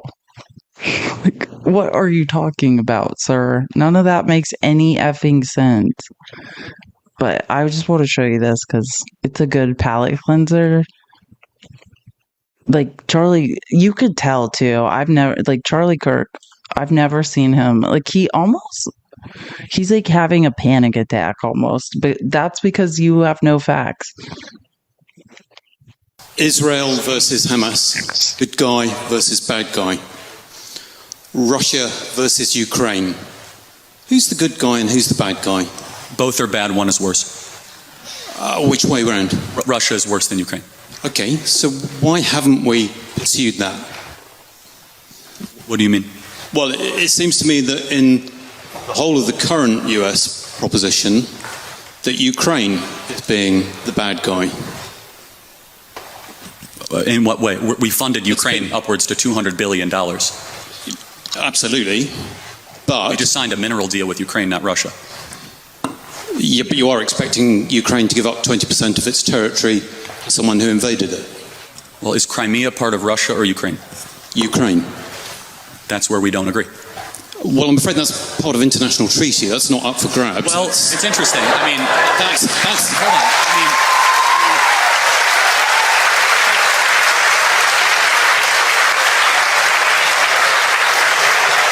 Even Zelensky has said he's willing to give up Ukraine. No. America signed the agreement that gave Ukraine Crimea. Right. When the Soviet Union ended.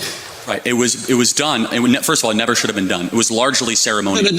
But however, it was annexed under Obama. Yes, and it was a mistake.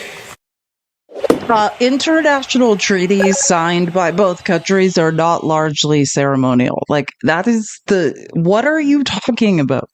And it should be given back to Russia as a sign of good gesture to end this conflict. Okay. But who's currently controlling Crimea? Where was the Russian Navy headquartered in World War II? Where was the end of World War II signed? This is very important. I'm not doubting that. I'm just saying. See how he starts panicking and talking faster and faster? Let me give you an example of a largely ceremonial treaty, right? The Abraham Accords. In Trump's first term, he's declared peace in the Middle East and peace with Palestine and Israel, but Palestine was not part of any negotiation. You know, that's a ceremonial fake peace treaty when you're just like, peace in the Middle East didn't include any of the people that would need to agree to that. This is just a press release. That's a ceremonial peace treaty. Now, when people sign international treaties, that's both, and everyone that needs to be there is there. That is not ceremonial. And then Charlie Kirk just starts talking faster and faster. The panic sets in. I mean, that's hold on.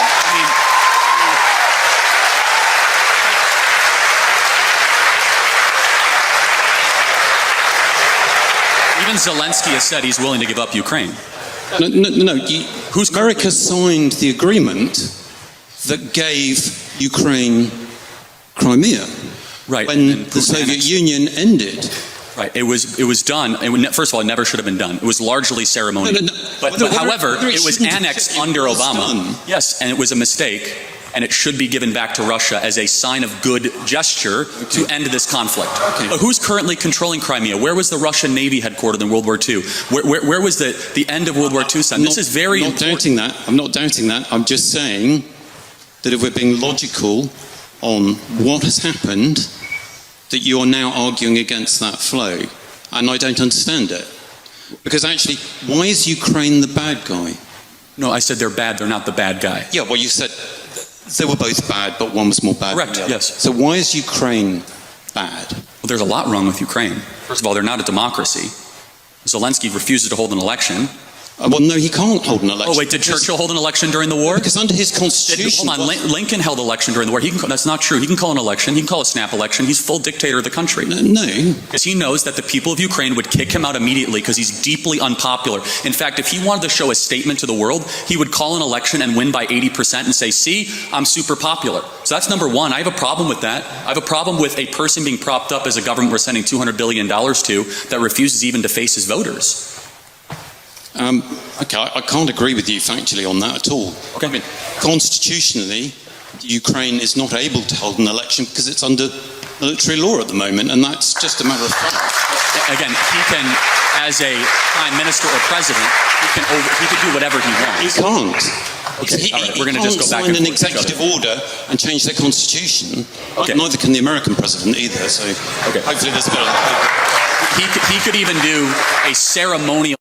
By the way, all of the opinion polls, like what he's saying, or Zelensky is far and away has the approval ratings. Like, so this is just a lie. Now he's saying he can hold a ceremonial election. He's basically saying, oh, well, Trump's an authoritarian dictator. Why doesn't Zelensky just be an authoritarian dictator? Why not hold fake elections like Putin? Like, this is so weird. Propped up as a government we're sending $200 billion to that refuses even to face his voters. Okay, I can't agree with you factually on that at all. Okay. I mean, constitutionally, Ukraine is not able to hold an election because it's under military law at the moment, and that's just a matter of fact. Again, he can, as a prime minister or president, he can do whatever he wants. He can't. Okay, all right, we're going to just go back and sign an executive order and change their constitution. Okay. Neither can the American president either. So hopefully there's a bit of... He could even do a ceremonial election to see where he actually stands with the people. I think we call those opinion polls. Yes, and they're very negative. Firmly ahead in the opinion. Again, but you would agree that a person that holds on to power without the election of the sovereign is pretty questionable. No, not in those circumstances. Okay, then we disagree. No, okay, that's fine. That's fine.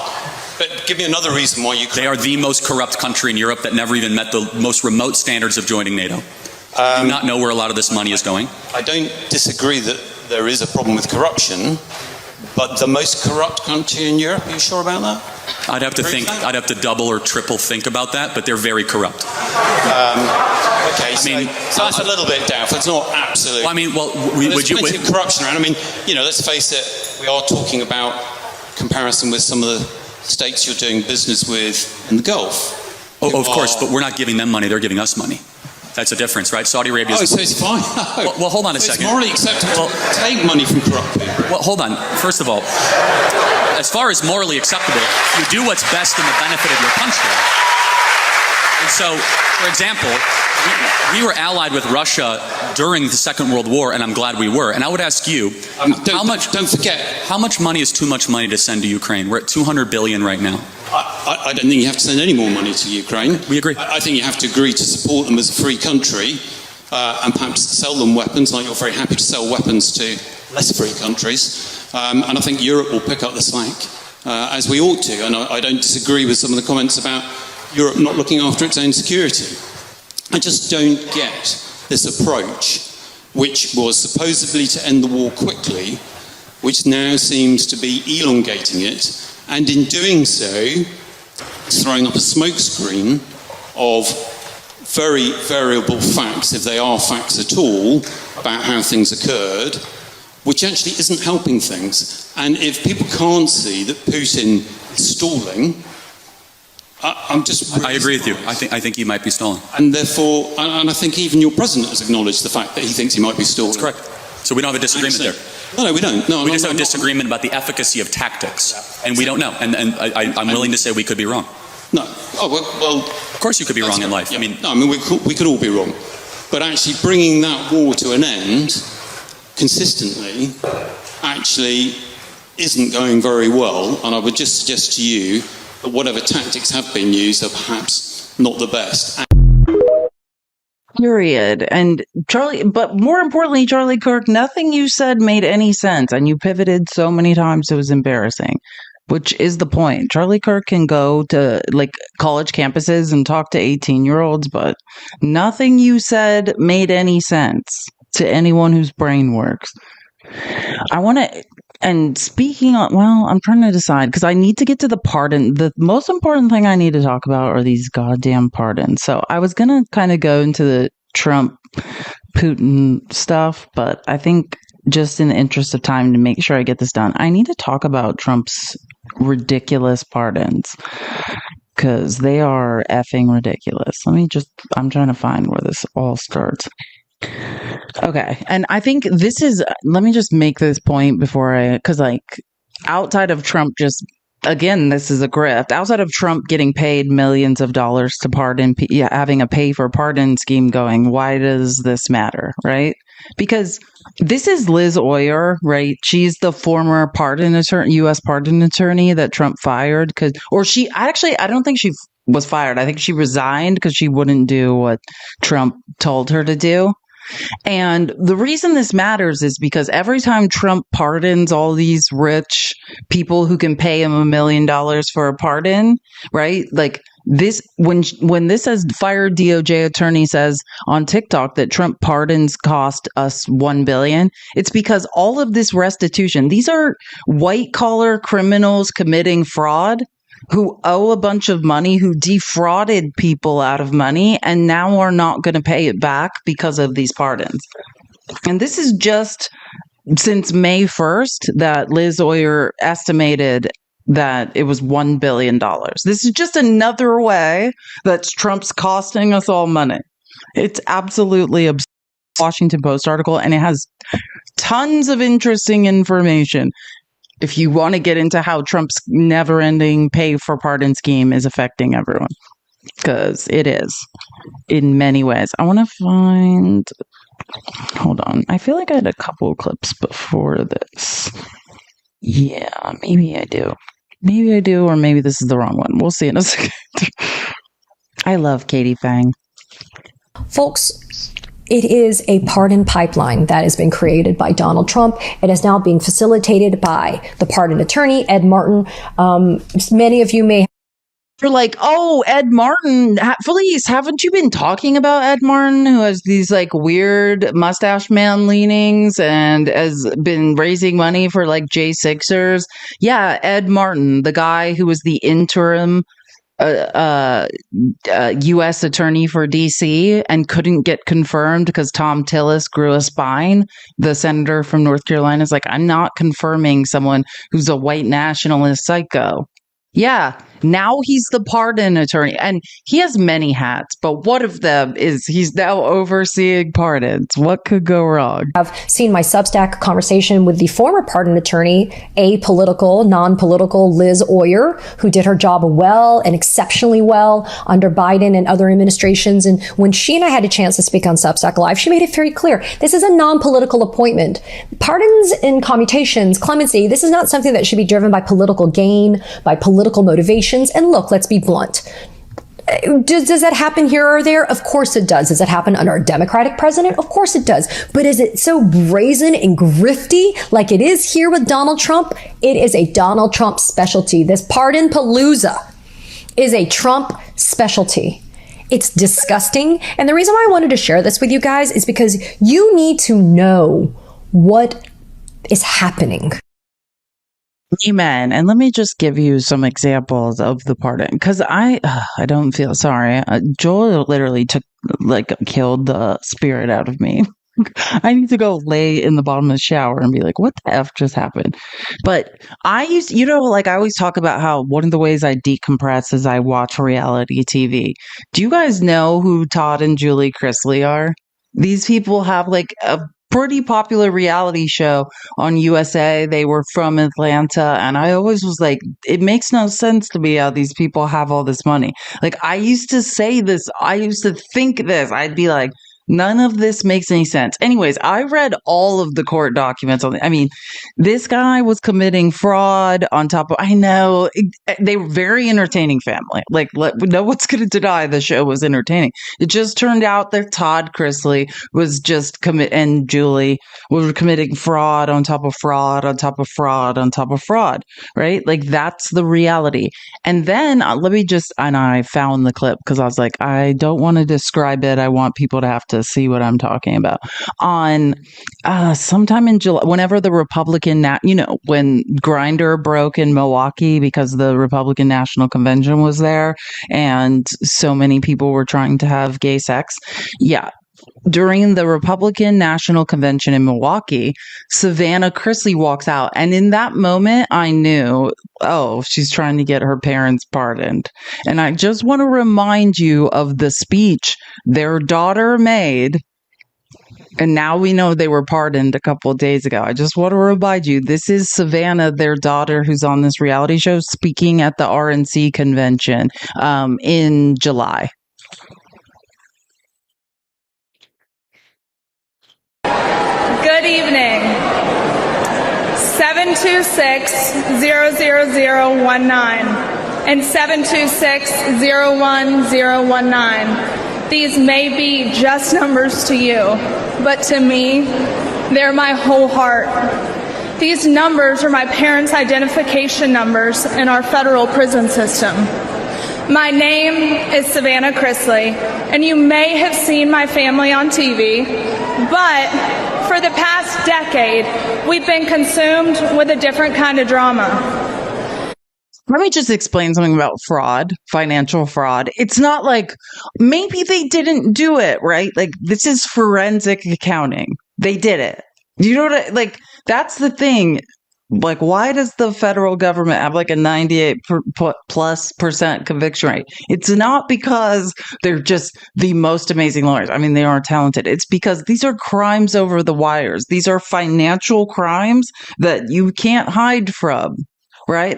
It's forensic accounting. Your parents committed a bunch of fraud. We know it's the same thing with Eric Adams and why all those lawyers resigned because they're like, he's guilty. I read the indictment. I was like, yeah, it's not like Billy said Eric Adams did something. It's here's all of the financial transactions of fraud.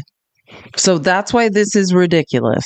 My family was persecuted by rogue prosecutors in Fulton County due to our public profile. I know, Fulton County, they know how to do it, don't they? Due to our public profile and conservative beliefs. And I think this is coming, but understand how delusionally stupid this is. I don't even think she wrote this, but this is around the time when Fulton, Fonnie Willis, she's the DA of Fulton County. and she's being demonized, and Trump's trying to get out of his crimes. So they're saying that her parents were railroaded in Fulton County. No, the reason Trump could pardon this little weirdo's parents is because it's a federal effing crime. Fulton County, Fonnie Willis, who's the DA of Fulton County, those are state crimes, honey. You were prosecuted by the federal, her parents were prosecuted by the federal government, which, if your brain works, has zero to do with Fulton County. Yeah, like these weren't state crimes, or her parents could not be pardoned by Donald Trump. The federal government came after your parents for wire fraud and other types of fraud, and they were convicted. Don't bring up Fulton County. Don't bring up the state of Georgia. Don't bring up Fonnie Willis. None of them had anything to do with prosecuting your parents. They accused my parents of fraud when really we were defrauded by a dishonest business partner who, let's not forget, the government gave full immunity to. We suffered warrantless raids and harassment. One of the officials even had my father's face on a dartboard in his office. My parents were sentenced to a combined 19 years.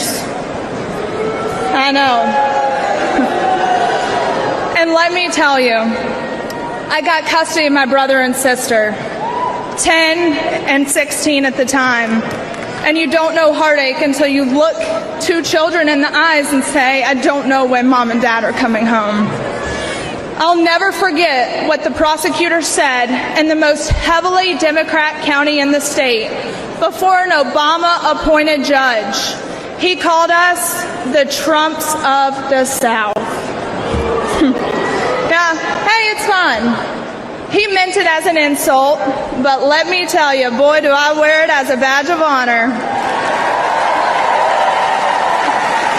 We live in a nation founded on freedom, liberty, and understand this exchange, right? This is somebody who, and if you don't understand how popular their reality show is, one of the most popular shows on cable, right? This is the exchange for the pardon. I mean, I think there's probably cash involved too, but like, this is what it is. This is her paying for her parents to be pardoned. Like, this is ridiculous. Again, if you don't understand what fraud is, it's in crimes over the wire fraud is. Like, it's not like, oh, did these people commit fraud? It happened. It's the same thing with Trump saying that he's not a 34-time felon. You sign those documents, it's fraud, right? You sign those documents to inflate the value of your assets, right? When Letitia James got you, that's fraud. You committed fraud when you signed the documents. Like, this is not like, oh, we didn't know we're doing. You did it. Period. justice for all. Justice, it's supposed to be blind, but today we have a two-faced justice system. Just look at what they're doing to President Trump. I think she means two-tiered, but she's not big on thinking. All while, let's face it, Hunter Biden is roaming around free and attending classified meetings. Never attended any classified meetings, nor, that's not true. And Hunter Biden actually went to court for his crimes and was sentenced. Just to be clear, he went to court for all his crimes, and then before he actually, he went to court. And let's face it, look at what they're doing to countless Christians and conservatives that the government has labeled extremist or even worse. Meanwhile, the Democrats are releasing actual violent offenders who have hurt innocent people. That's also not true. The only person that there is proof has released violent offenders is Donald Trump, when he released the J6ers, who continued to commit crimes, terrorize people, rob houses. The police in Indiana had to unalive one. Are you the only person we know for sure has released violent offenders that then unleashed holy hell on the U.S. population are the J6ers. So just to be clear, it is sort of weird listening to this now because I remember when I first listened to it and I was like, this is insane.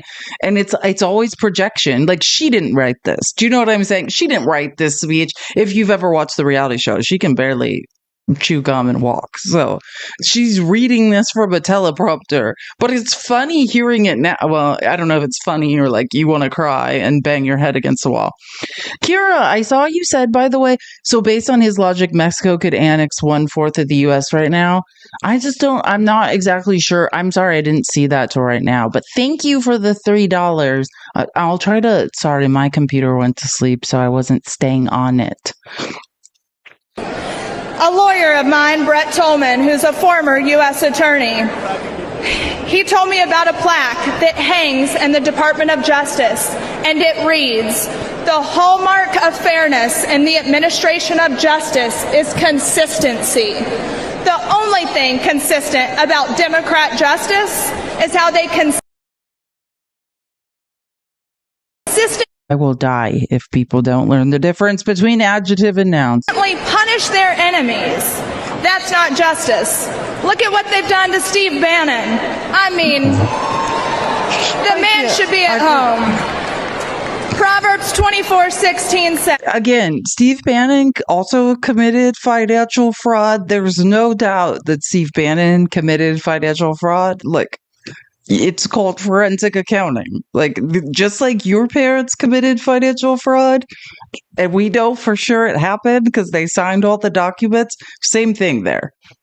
For though the righteous fall 7 times, they rise again. Oh, she's quoting the Bible. Okay, anyways, I just wanted to give you an idea because this is why I get so angry about this stuff. Now, if you thought that was bad, just everyone take a deep breath because this is when she actually, oh, dear Lord Jesus. Trump, I don't know if anyone knows. I don't know why this isn't being reported on. We should be screaming for the hilltops about what Trump has done in the last 72 hours. This is, Savannah, she basically got a call from Trump finding out her parents were pardoned, you know, and it was all staged. It was ridiculous, but just watch this video. Savannah Chrisley, her parents were just bought a pardon from Trump, or she's been working for a pardon. I don't know how much. Again, Trump has a pay for pardon situation going on, but like I honestly think more she worked it off. You know, do you see this outfit she's wearing? She's been like stumping for Trump since the RNC. So I don't know if she worked for her parents' pardon or if there was money involved, just to be clear. Because there's 2 types of pardons, right? You can pay for a pardon or you can make the case that you're a victim, just like Trump was of the Biden Justice Department. And I think this might be the latter. I am absolutely freaking out. I was walking into Sam's Club today and I get a text that says, "Do you have a minute?" And I'm like, "Yes." And like, I just felt in my soul that something was going on, something was different, something was wrong. And I answer the phone or I get a text that says, "All right, we're calling from the office line." I'm like, "Okay." And I answer the phone and they said, "Hi, the president would like to speak with you." And I literally, my whole body went numb. I am freaking out. Like, the president of the United States of America wants to speak with me. Donald J. Trump, freaking out. I start sweating profusely all over, literally. I would have the same reaction, but for very different reasons. And I answer the phone and it's the president. And I'm freaking out. I just immediately started crying. I'm sitting in my car, bawling my eyes out. Grayson actually has a video of it. And I didn't know. Since her youngest brother. I've watched way too much of this show. Great reality show, actually. What to say. All I could say was thank you. And if anyone knows what we were going through, it was the president. The president was unjustly prosecuted and all the things that he has gone through. He sees the weaponization of our government agencies. And I feel like he saw what my family was going through. And because of him, he has brought my family back together. My parents are coming home. As you can tell, I am all ready, whether they're coming home tonight or they're coming home tomorrow. I am ready. I'm not going to sleep tonight. All my friends are here at the house, and that's what makes you realize, like, the people that you've surrounded yourself with, what good people they are, because they show up. They show up when you don't ask them to show up, and they show up when they see the good, the bad, the ugly, whatever it may be, they show up. And when your parents definitely commit financial fraud, and forensic accounting definitively links them to that fraud, and that they are prosecuted for it and forced to face like between minimum and medium sentencing for said fraud. Is that what you mean? And imagine now, this is my example, right? This is now they defrauded a bunch of people, like, and need to pay restitution, but aren't going to pay it because a pardon, they don't have to pay the money they owe. And so all my friends are here just helping prepare for mom and dad to come home. And I have never been so grateful for anything in my entire life. As you see, I have my Women for Trump jacket on. I've got my hat on, everything just with this administration. I'm so grateful to have a president that is bringing families back together and who is making wrongs right. And I'm just ecstatic. I'm ecstatic. I am so grateful. Making sure that rich people who 100% committed crimes can be pardoned and get off from them and never pay the restitution they owe to the government, and thereby costing taxpayers more money. That's what are you talking about? You're glad that privileged people, and that's the one thing Joel said, like Joel was talking about classism for a second. I do agree. I mean, now more than ever, we're ordering society where if you have money, if you can pay your way, then you're not a criminal, right? If you can pay for a pardon, you're not a criminal. But what does that mean for the rest of us? Like, this is ridiculous. I mean, these crimes where people fraud or defrauded out of so much money, like, these cause the most harm. But if you're a white collar criminal, if you're a rich white man and you commit a crime and you can pay for a pardon, you were never a criminal at all. Great. I love this. I love living in this society. I'm so excited to be here. For Alice Johnson. Alice Johnson is like your hidden warrior. Alice Johnson will fight like hell for these men and women that are in the system. And I truly do believe that if it wasn't for Alice Johnson, I don't know if my parents would be coming home. I also am so grateful for Laura Trump because I got to go on her show. And I think going on her show helped to move the needle because it got my story back in front of the president. Whilst you continued to spread propaganda for Trump, I think that you were working off your debt to work up to a pardon. Yeah, I think absolutely. Because your parents definitely did this. It's it's fraud. It's financial crimes. It's not like we don't have the evidence. She's literally either not smart enough to understand that when you commit a financial crime, like, there's just a trail of paperwork that then links you to said crime. It's not like, 5 people said you unalive someone at a convenience store. Like, they did it, Savannah. And one thing I do want to make very clear is that this administration is not an administration of favors. If it was, my parents would have been home on day one. I campaigned for the president. I spoke at the RNC. I lost a lot of money for standing up for what I believed in. And you had to work it off, you weirdo. You're literally explaining it. Like, it's like she's almost there. Do you know what I'm saying? It's like, you almost are getting it. Right neighborhood, wrong. You're describing it. Yeah. Trump does. Narcissists are transactional. Exactly. Nothing comes for free, and you didn't have the money for the pardon, so you had to then do a bunch of things for him. It's like, you're so close, Savannah. You're almost there. I was willing to do it because I knew that was the right thing to do. But the president doesn't look at that when he's making a decision. He looks at the case and he looks at the facts of the matter and sees injustices or doesn't. And then documented people that worked for him have said that he won't read sticky notes that they put in front of him. So no, he has not looked at any case or the facts of any matter. He has not. We can be sure of that. I'm just based off the testimony of people that work for him. He does not read anything. So no, that's not what happened to you. You transactionally, he needed something from you. You're a very well-known face who told a bunch of lies for him. Whether you or not you knew they were lies, I don't know.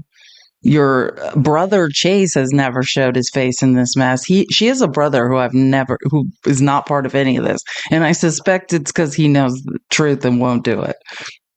Makes his decision, and I am forever grateful for the decisions that he has made. And I'm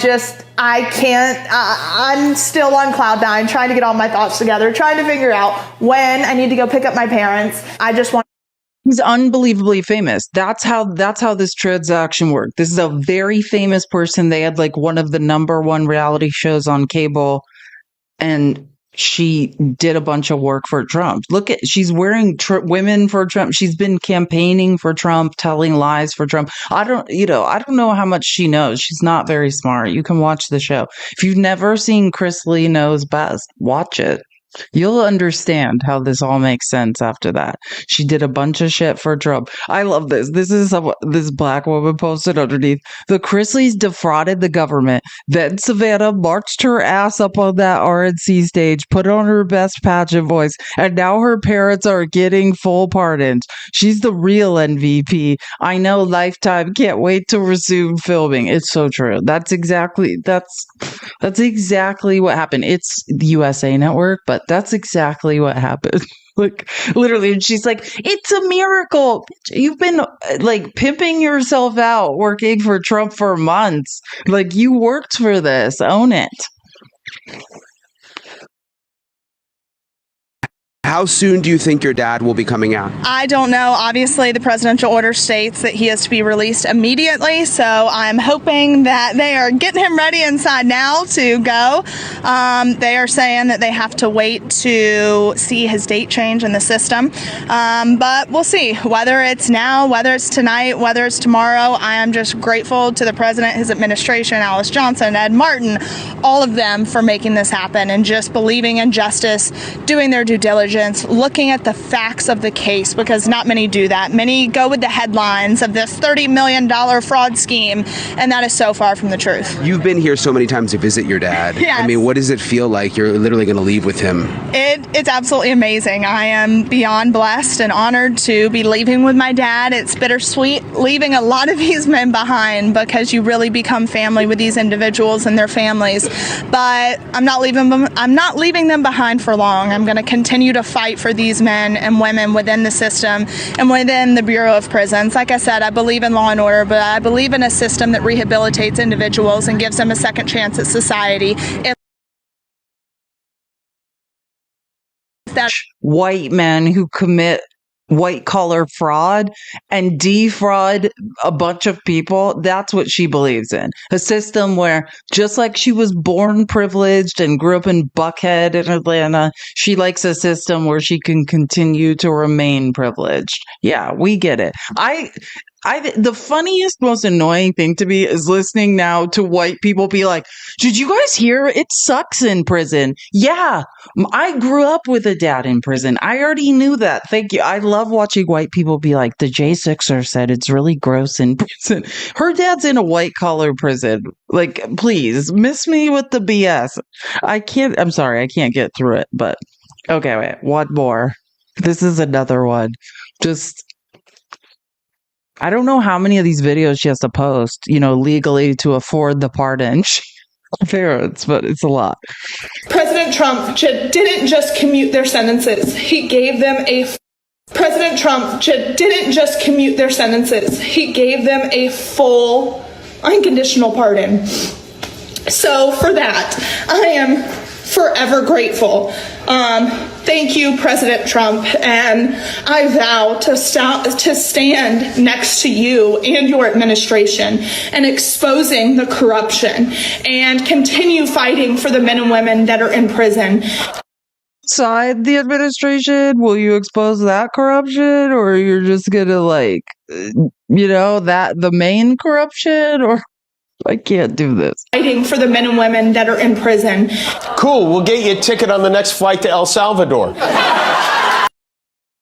Like, I can't. Do you care about people who are in prison who committed no crimes, entered this country illegally, and then were disappeared, but you support Trump? Can you imagine like how dumb you have to be saying these things? Oh, this is just another guy Trump pardoned. This is a guy who wouldn't defied COVID protocols, who just got a full pardon. Like, these pardons are the craziest thing. They're all just... Hold on, sorry, I have to go backwards before I go into more of this BS. I don't know if I have it in me to go through all these. These are much worse. If you think the Savannah Chrisley one was bad, it's not. That was the one I could stand to talk about. I get very upset when I talk about these things. Where are we? Oh yeah, I forgot I recorded some clips of when they were... I forgot. TV stars Todd and Julie Chrisley will serve lengthy prison terms for their fraud convictions. A federal judge in Atlanta sentenced Todd Chrisley to 12 years in prison yesterday, while his wife Julie got 7 years behind bars. The judge sentenced their accountant to 3 years in prison. The couple, known for their show Chrisley Knows Best. Do you remember when when Savannah was crying and saying, "We were set up by someone else"? No, their accountant. You know how you employ an accountant to do things for you? Testified against them and has 3 years in prison for testifying. This is just the accountant that did the actual accounting for the criminals. And she's like, "We were just framed by an accountant." Yeah, that's not how it works, weirdo. Were found guilty earlier this year of defrauding banks and the IRS. No, the accountant had to go to jail for 3 years too, I'm pretty sure. Isn't that what they said? I think like basically just got like a smaller sentence for testifying and providing like information, I think. TV stars Todd and Julie Chrisley will serve lengthy prison terms for their fraud convictions. A federal judge in Atlanta sentenced Todd Chrisley to 12 years in prison yesterday, while his wife Julie got 7 years behind bars. The judge sentenced their accountant to 3 years in prison. The couple, known for their show Chrisley Knows Best, were found guilty earlier this year of defrauding banks and the IRS out of millions of dollars, all to fund a lavish lifestyle. That's our tax dollars. Do you understand? We were all defrauded by these people. Trump's like fetish is letting people who defraud the American people off. Like, it's upsetting to me. This is restitution we will never recover. They defrauded people of millions of dollars. Oh, and I just want to show you. I love this. I don't know why it's highlighted. I didn't mean to do that. That was an accident. But not beating cult allegations. This is when it came out. Breaking. President Trump calls Savannah Chrisley to inform her that he will be granting full pardons to parents Todd and Julie Chrisley. Trump knows best. Like, it's so creepy. Yeah, not beating cult allegations for sure. We are in hell. Now, let's get on to another. This is yesterday. I don't like it. Like, yesterday, Trump's press conference was scary. Do you guys remember how the governor of Michigan, Gretchen Whitmer, was kidnapped? Was literally kidnapped. Well, Trump's considering pardoning those people. Yeah, go ahead, please. Will you pardon the people who are accused of conspiring to kidnap Michigan Governor Gretchen Whitmer? I'm going to look at it. I will take a look at it. It's been brought to my attention. I did watch the trial. It looked to me like somewhat of a railroad job. I'll be honest with you. It looked to me like some people said some stupid things. You know, they were drinking, and I think they said stupid things. But I'll take a look at that. And a lot of people are asking me that question from both sides, actually. A lot of people think they got railroaded. A lot of people think they got railroaded. And probably some people don't want. It's like Trump was railroaded in his $438 million fraud trial, whatever, where there was irrefutable evidence that he committed fraud. Yeah, just like that. No, that's not what happened. Now, You may have not heard of Sheriff Scott Jenkins. I don't know. You can decide if this is the worst one. It's one of them. This is what Trump posted a couple of days ago. Sheriff Scott Jenkins, his wife Patricia, and their family have been dragged through hell by a corporate and weaponized Biden DOJ. That's truly not what happened, but okay. In fact, during his trial, when Sheriff Jenkins tried to offer exculpatory evidence to support himself, the Biden judge, Robert Ballou, refused to allow it, shutting him down, and then went on a tirade. None of this is true. As we have seen in federal, city, and state courts, radical left or liberal judges allow into evidence what they feel like. That's not true. Not what is mandated. And if it was true, then this could all be overturned on appeal. If any of that was true, that this would already have been overturned on appeal. This sheriff is a victim of overzealous Biden Department of Justice. It doesn't deserve to spend a single day in jail. He is a wonderful person who was persecuted by the radical left monsters and left for dead. This is why, as the president of the United States, see fit. You mean I, as the president of the United States, see fit to end his unfair sentence. I don't even think he started serving it. Grant Sheriff Jenkins a full and unconditional pardon. He will not be going to jail tomorrow, but instead will have a wonderful and productive life. This man, hold on. Let's get into who this weirdo is. A jury found Jenkins guilty back in December in a bribes for badges scheme. A judge sentenced him to 10 years in prison. There's no wondering if he did this. He did. The News 4i team first reported the federal investigation into Jenkins before he was even indicted. Since his conviction, Jenkins maintained he did nothing wrong. He said if only he could explain the full story. Yeah, exactly. And this is the theme I want you to notice. There's two groups of pardons. There's I have $1 million to pay for a pardon, or there's I am crying and saying I'm the victim of the Biden Justice Department, right? He's saying his story is that he was the victim of the Biden DOJ and that his love for the Second Amendment got him indicted. Okay? During his trial last year, the jury saw photos and video of what prosecutors said showed Jenkins accepting cash and checks from people who were then given deputy badges, allowing them to carry firearms. Some of them testified they hoped it would get them out of speeding tickets. So again, this man was selling deputy badges so that if someone got pulled over, they could be like, I have a deputy badge and I will get out of a speeding ticket. Or I can carry a firearm like a psycho. None had, let's be very specific about why this was such a big deal. None had any training, and few did any work for the sheriff's office, according to prosecutors. The payments, the cash and checks that this sheriff accepted as bribes for these badges he was just throwing out. The payments, which the jury agreed were bribes, ranged from $5,000 to $20,000. Jurors heard multiple audio recordings taken by an FBI informant of Jenkins. They had him on tape discussing the payments, including some from Rick Rahim, a convicted felon Jenkins not only deputized, but helped restore his right to carry a gun too.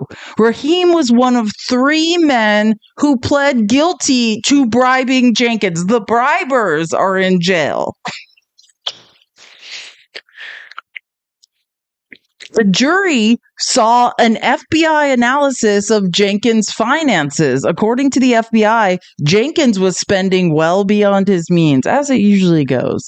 Their analysis showed that money Jenkins said was given as a campaign contribution went instead into his personal accounts. And as he was sentenced to 10 years in federal prison, a federal judge told Jenkins, quote, "The jury determined you are a criminal," adding, You sold badges to wealthy men who thought they were above the law. Your actions undermine the public trust. Jenkins didn't say anything in court or to News 4 as he left that day a convicted felon facing a decade in prison. Now that sentence will not be served. These are the people Trump pardons. Sorry, I just had to scream that because I get so mad about this stuff. And here, I also, don't worry, I found a news report as well. It took a rural Virginia jury in the heart of Trump country just 2 hours to convict former Sheriff Scott Jenkins, a longtime vocal Trump supporter, of federal bribery and fraud charges in December for accepting tens of thousands of dollars in cash in exchange for badges for wealthy businessmen. Prosecutors argued some of the exchanges of cash were caught on video from people who paid to be deputized for the perks, including to skip the TSA line, get earlier access to the COVID vaccine, avoid getting traffic tickets, and in one case, to help a felon get his gun rights back. The president announced the pardon on Memorial Day, one day before Jenkins was to begin serving a 10-year prison term, arguing the case was mishandled by a Biden judge and a weaponized Department of Justice. Liz Oyer was fired as U.S. pardon attorney in March, she says, after a disagreement over a case. The people who are getting pardons are not going through the traditional application process. They seem to be people who have figured out how to access side channels or back channels or how to approach the president. A CBS News review of pardon application. I just want to be clear, he is not innocent. Just to be clear, there's no doubt. The people that paid him for the access to these badges, like, there's no doubt that he's guilty. He's not innocent. Trump just, either you pay for a pardon or you make the case that you were discriminated against by the Biden Justice Department. And Trump's like, me too. Also, Trump was not innocent. Showed as of May 1st, none had been submitted by Jenkins. Of granting clemency to people in this manner is that it threatens to upend ongoing prosecutions by the Department of Justice. It threatens to delegitimize the prosecutorial institutions that we have historically relied on.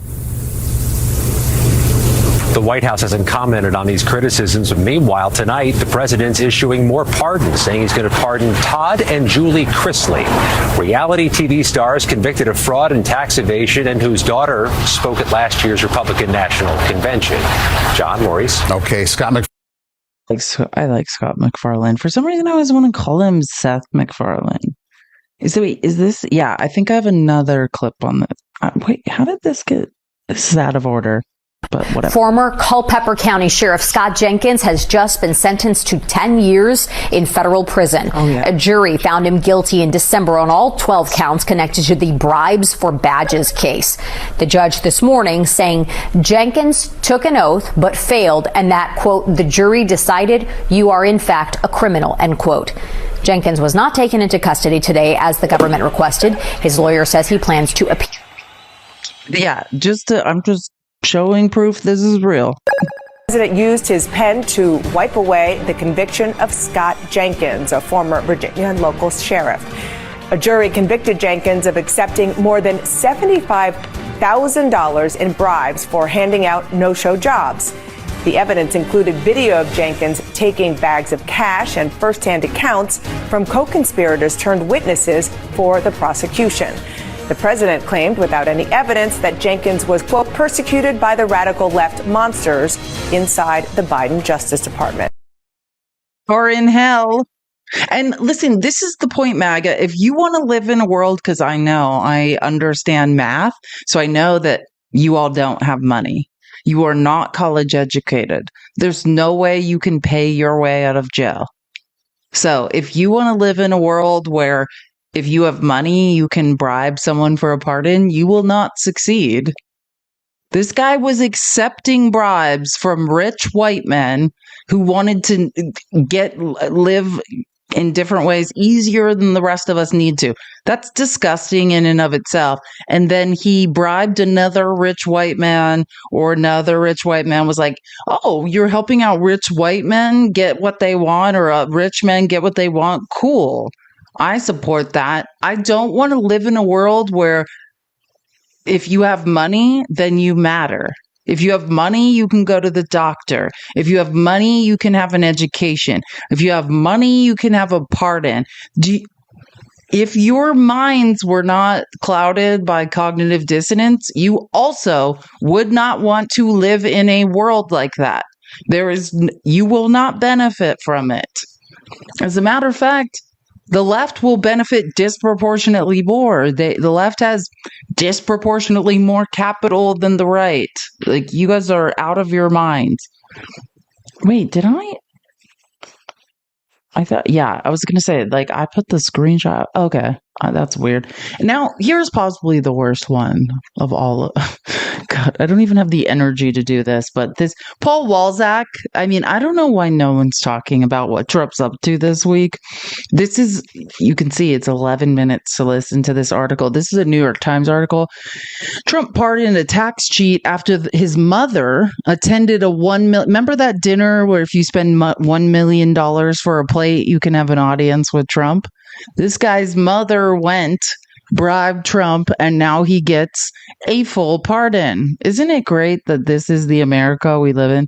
Oh, wait till you hear how bad it actually is. Mr. Walzak, he basically abused the elderly. Let's just say it. Mr. Walzak, a former nursing home executive who had pleaded guilty to tax crimes days after the 2024 election, submitted a pardon application to President Trump around Inauguration Day. The application focused not solely on Mr. Walzak's offenses, but also on the political activity of his mother, Elizabeth Fago. Miss Fago had raised millions of dollars for Mr. Trump's campaigns and those of other Republicans, the application said. It also highlighted her connections. And get this is who his mom is. Not only did she raise millions of dollars for Trump, it highlighted her connections to an effort to sabotage Joseph Biden Jr.'s 2020 campaign by publicizing the addiction diary of his daughter, Ashley Biden, an episode that drew law enforcement scrutiny. That's how this guy got the pardon. In his pardon application, he's like, my mom raised millions of dollars for you and tried to do something horrible to Joe Biden. Can I get a pardon? And she paid $1 million for a dinner. Mr. Walzak's pardon application argued that his criminal prosecution was motivated by his mother's effort. Again, this is fraud. It's forensic accounting. There's a forensic trail of fraud. He did it. That was motivated by his mother's efforts for Trump than by his admitted use of money earmarked. Again, let me repeat this. Mr. Walzak's pardon application argued that his criminal prosecution was motivated more by his mother's efforts for Mr. Trump than by his admitted use of money earmarked for employees' taxes to fund an extravagant lifestyle. Instead of paying employees like Social Security and Medicare taxes, he's like using that money to like buy cars and stuff. The pardon, however, indicated otherwise. The case of Ms. Fago and Mr. Walzak is the latest example of the president's willingness to use his clemency powers to reward allies who advance his political causes. There's creepy mommy. Mr. Walzak's pardon application was described to the New York Times by a person who received it but was not authorized to share. Ms. Fago, Mr. Walzak, and his lawyer did not respond to questions. A White House official echoed the framing in Mr. Walzak's application, asserting in a statement to the Times that he was targeted by the Biden administration over his family's conservative politics. Well, he shouldn't admit it to the crimes. Oh, and there's a $2 million yacht. That's what he bought. Mr. Walzak, 55, joined his mother's nursing home business after dropping out of college, eventually becoming chief executive. Yeah, great. After she sold the company in 2007, they invested $18 million in a new nursing home venture based in South Florida, where they lived a luxurious lifestyle. By 2011, prosecutors said Mr. Walczak had stopped paying employment taxes. Between 2016 and there's no doubt he did this, just to be clear. Between 2016 and 2019, they said he withheld more than $10 million from the paychecks of the nurses, doctors, and others who worked at his facilities under the pretext of using it for Social Security and Medicare and federal. He used some of the money to buy a $2 million yacht and to pay for travel and purchases at high-end retailers, including Bergdorf Goodman and Cartier, prosecutors said. By the time he pleaded guilty to 2 of the counts and agreed to pay the restitution on November 15th, right before Trump came into office, 2024, Mr. Trump had been elected for a second term in the White House. The family had reason to believe the incoming president might look fondly on a pardon application. Ms. Fago, 74, had helped host at least 3 fundraisers for Mr. Trump's campaign. She and her son Joey Fago, Mr. Walczak's half-brother, and his wife attended VIP events at Mr. Trump's 2017 and 2025 inaugurations, according to social media posts, including one in which she was shown posing with Mr. Trump. During Mr. Trump's 2020 re-election campaign, Ms. Fago tried to help the candidate in other ways. Ashley Biden had left her diary and other belongings in a house where she had been staying. This is the woman. She had been staying in Delray Beach, Florida, when she moved to Philadelphia during the campaign, telling a friend that she planned to return to retrieve the belongings later. A woman who moved in, Amy Harris, discovered the diary and listed Robert Kurlander, a longtime friend and former housemate, to help sell it. Mr. Kurlander contacted Miss Fago. When she was first told of the diary, she said she thought it would help Mr. Trump's chances of winning the election, according to people familiar with the situation who spoke on the condition of anonymity to describe the matter. We're in hell. At the fundraiser, the diary was shown to Caroline Wren, the campaign finance consultant who helped organize the event. So I go back there, I start reading through it, and there was just unbelievable stuff. Ms. Wren recalled last year on a podcast.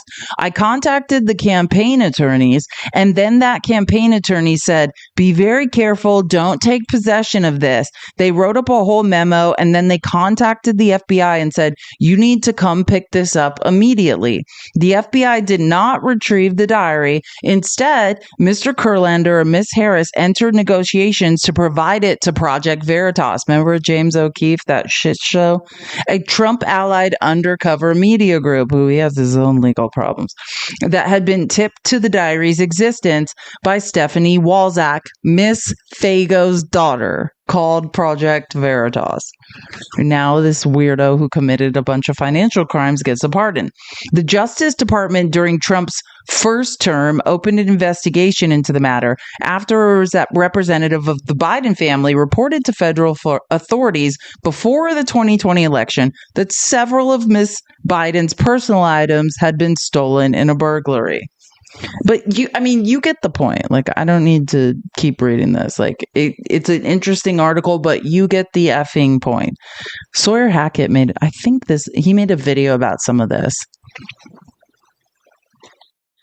Trump just pardoned a tax cheat whose mom spent $1 million to have dinner with Trump. Meet Paul Wolsak. After dropping out of college, Paul joined his mother's nursing home business and eventually became the CEO. After selling the business in 2007, Paul and his mother invested $18 million into a new nursing home venture in South Florida. But in 2011, Paul stopped paying employment taxes, and he withheld more than $10 million from his employees for their Social Security, Medicare, and income taxes. Instead of paying his taxes and the taxes of his employees, Paul used the money for travel, luxury goods, and the purchase of a $2 million yacht. Paul pled guilty, was charged with 13 counts of tax crimes, was ordered to pay $4.4 million in restitution, and was sentenced to 18 months in prison. But after Trump was elected, Paul's mother, the woman who originally hired him, wrote to the White House asking for a pardon for her son. And in her application, his mother literally cited the fact that she's raised millions of dollars for Donald Trump's campaign. And she highlighted her involvement in an effort to publicize Ashley Biden's stolen diary that took place during the 2020 election. As she waited to hear back about her pardon application, she was invited to attend a $1 million a head fundraiser at Mar-a-Lago featuring Donald Trump.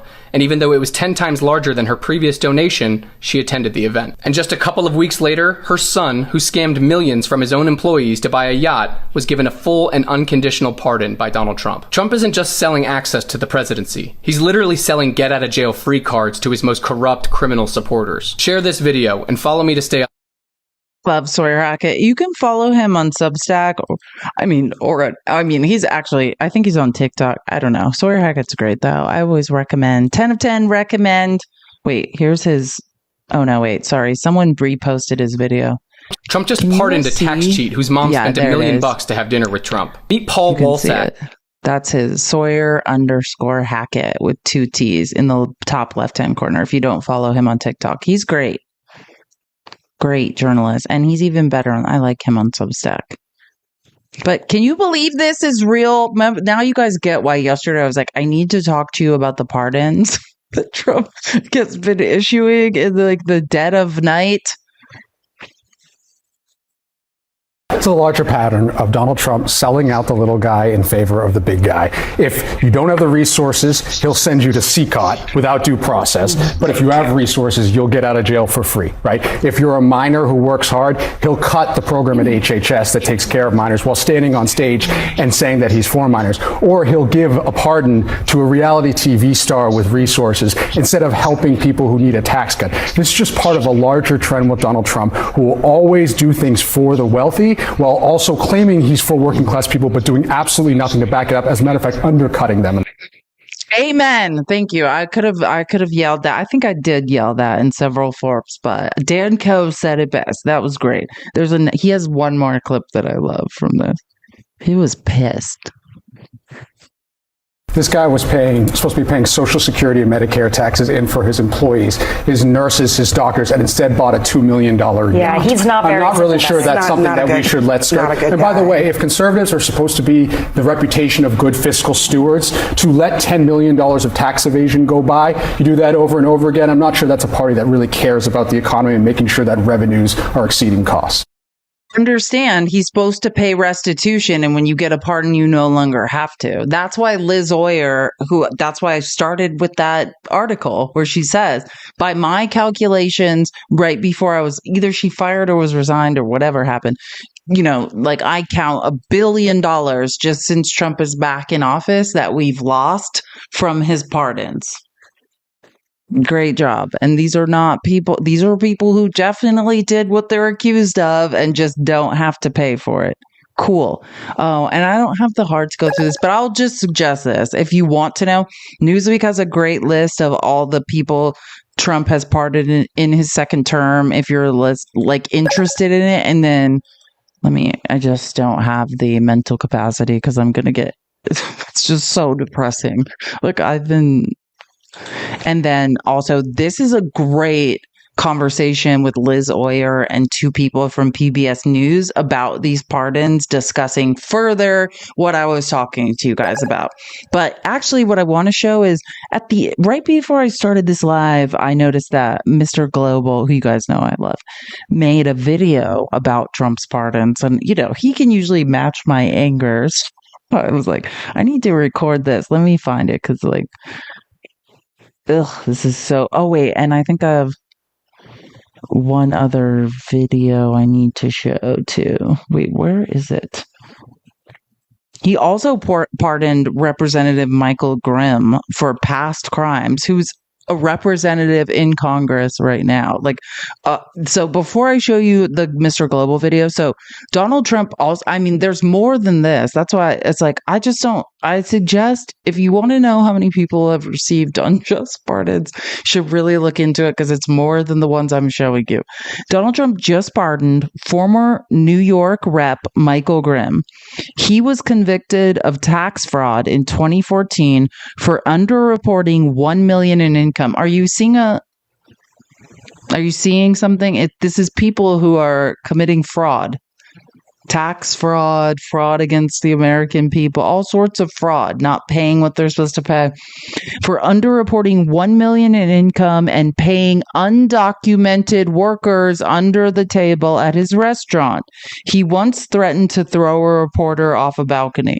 This is a clip of when, I assume, because I know Capitol Hill well, and I think this is a clip of when someone tried to ask him about what he did. And just finally, before we let you go, since we have you here, we haven't had a chance to kind of talk about some of the... I'm not speaking about anything that's off topic. This is only about the president. Well, what about... Thank you. All right, so Congressman Michael Grimm does not want to talk about some of the allegations concerning his campaign finances. We wanted to get him on camera on that, but he, as you saw, refused to talk about that. Back to you.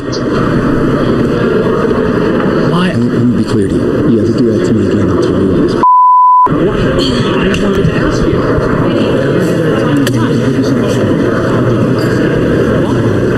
Why? It's a valid question. You tell me what No, you're not mayor. You are not mayor. He's about to throw him off. Like, cool, makes sense. That tracks for the type of people. Oopsies, that Trump. And just finally, makes perfect sense. What could go wrong there? Okay, here's the video I was talking about that Mr. Global made on these pardons, because this is effing ridiculous. Look, the Trump administration is stealing money from victims of crime, and I don't know how or why this story isn't being more widely reported by the media. Once you hear this, it's going to enrage you. But before I start, I humbly ask, because I know people in the media and I can't get this out.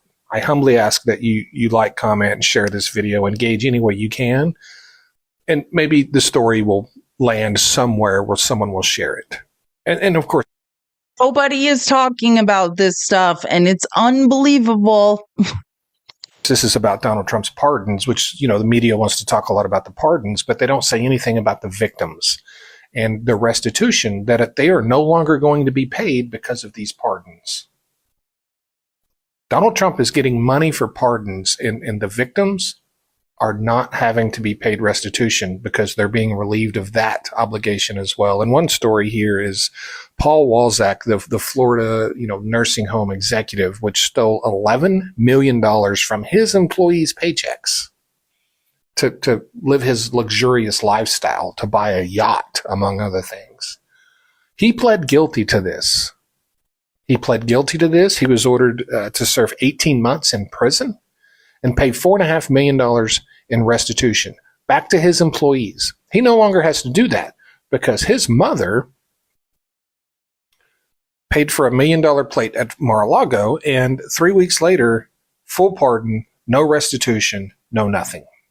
Because Donald Trump needs that $1 million more than those nursing home employees need their money back that was stolen from them.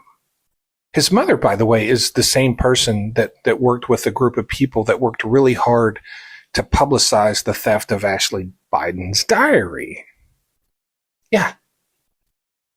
This number is going to shock you. Let me find this right here. DOJ attorney Liz Oyer estimates that Trump's pardons have cost taxpayers and victims of crime over $1 billion in. Doesn't great minds think alike? I know I covered this, but as a woman who looks good, I know it's better when a man says it, so maybe it will sink in. If I just have a man say all the things I just said, maybe everyone's like, oh, when he says it, it must be real. Restitution. $1 billion taken from taxpayers and, more importantly, victims of crime. money they are owed due to being a victim of crime. And this is largely because they're bypassing the normal process for pardons or clemency. Instead of going through the office of the pardon attorney, they're going straight to Donald Trump. They're going straight to Donald Trump. Wow. So they're securing these pardons through back channels. The restitution obligations, which don't always go away with pardons, they do here. Yeah, they do here. Leaving the victims of crime without any restitution, without any of the money they're owed, because Donald Trump would rather have that $1 million. Because he needs it. He needs it. Justice is for sale in this administration, and the victims of crimes are left with nothing, so a billionaire can further enrich himself. That's what's happening with the President of the United States of America. And the media is not reporting on it. But they will. They will soon. They're slightly, but the gravity of what this man is up to. Yeah, I think because they're like, oh, he's just going to sue us. And the parent companies of for-profit media, are huge billionaires who are pretty much in bed with Trump at this point. And that's the reality of the shit show that we're in. So yeah, we can absolutely not count on for-profit media to report the truth. Oh my God, I'm sorry. I just think it's funny. Like Midas Touch is reporting on Trump's taco stuff, and they're like, MAGA's threatening to unalive all of us because of all the memes and the taco stuff that Trump always caves stuff. Oh, sorry. I just saw an email from them that was really funny. Wait, what is this? The court checked Trump's tariff overreach with his war. Okay. Sorry. Just making sure I'm not missing any news. God, actually, not to say horrible things haven't happened today, but usually I feel like whenever I'm live, there's and then I check my email, there's 800 crises that have happened while I'm live. I guess relatively today, Taco Trump is all the rage on social media. It's so true. Oh my God, I love Midas Touch for tormenting Trump with this. It's so great. I can't get enough. Okay, I've been live for 4 hours and 15 minutes, and I have a cat that's had diarrhea all week, so I need to go make sure he gets his medicine, and I can take care of him. So I'm going to stop here, and then tomorrow we shall see you guys again. Thank you for listening to me. I had this huge piece I also need to do. It's so depressing, though, on what's going on with immigration, and I just don't have it in me today after, unfortunately, talking to Joel to go through it. So we'll do immigration tomorrow and what's going on there, the constant now just dismissing asylum cases and then rounding people up when they just show up to court lawfully. God, it's heartbreaking what's going on. So we'll do that. Check on what the Christian nationalists are up to again this Friday, and whatever other shit shows Trump's causes. Thank you so much for hanging out with me today. Appreciated it. I didn't know if I had the energy to do this, but every time I do these lives, I realize it's actually therapeutic. It helps me to get all my feelings and thoughts out about what Trump's doing. So thank you guys so much for being here. I will see you guys again tomorrow for the People's Receipts as close to 11:30 Pacific, 2:30 Eastern as I can with my unpredictable life.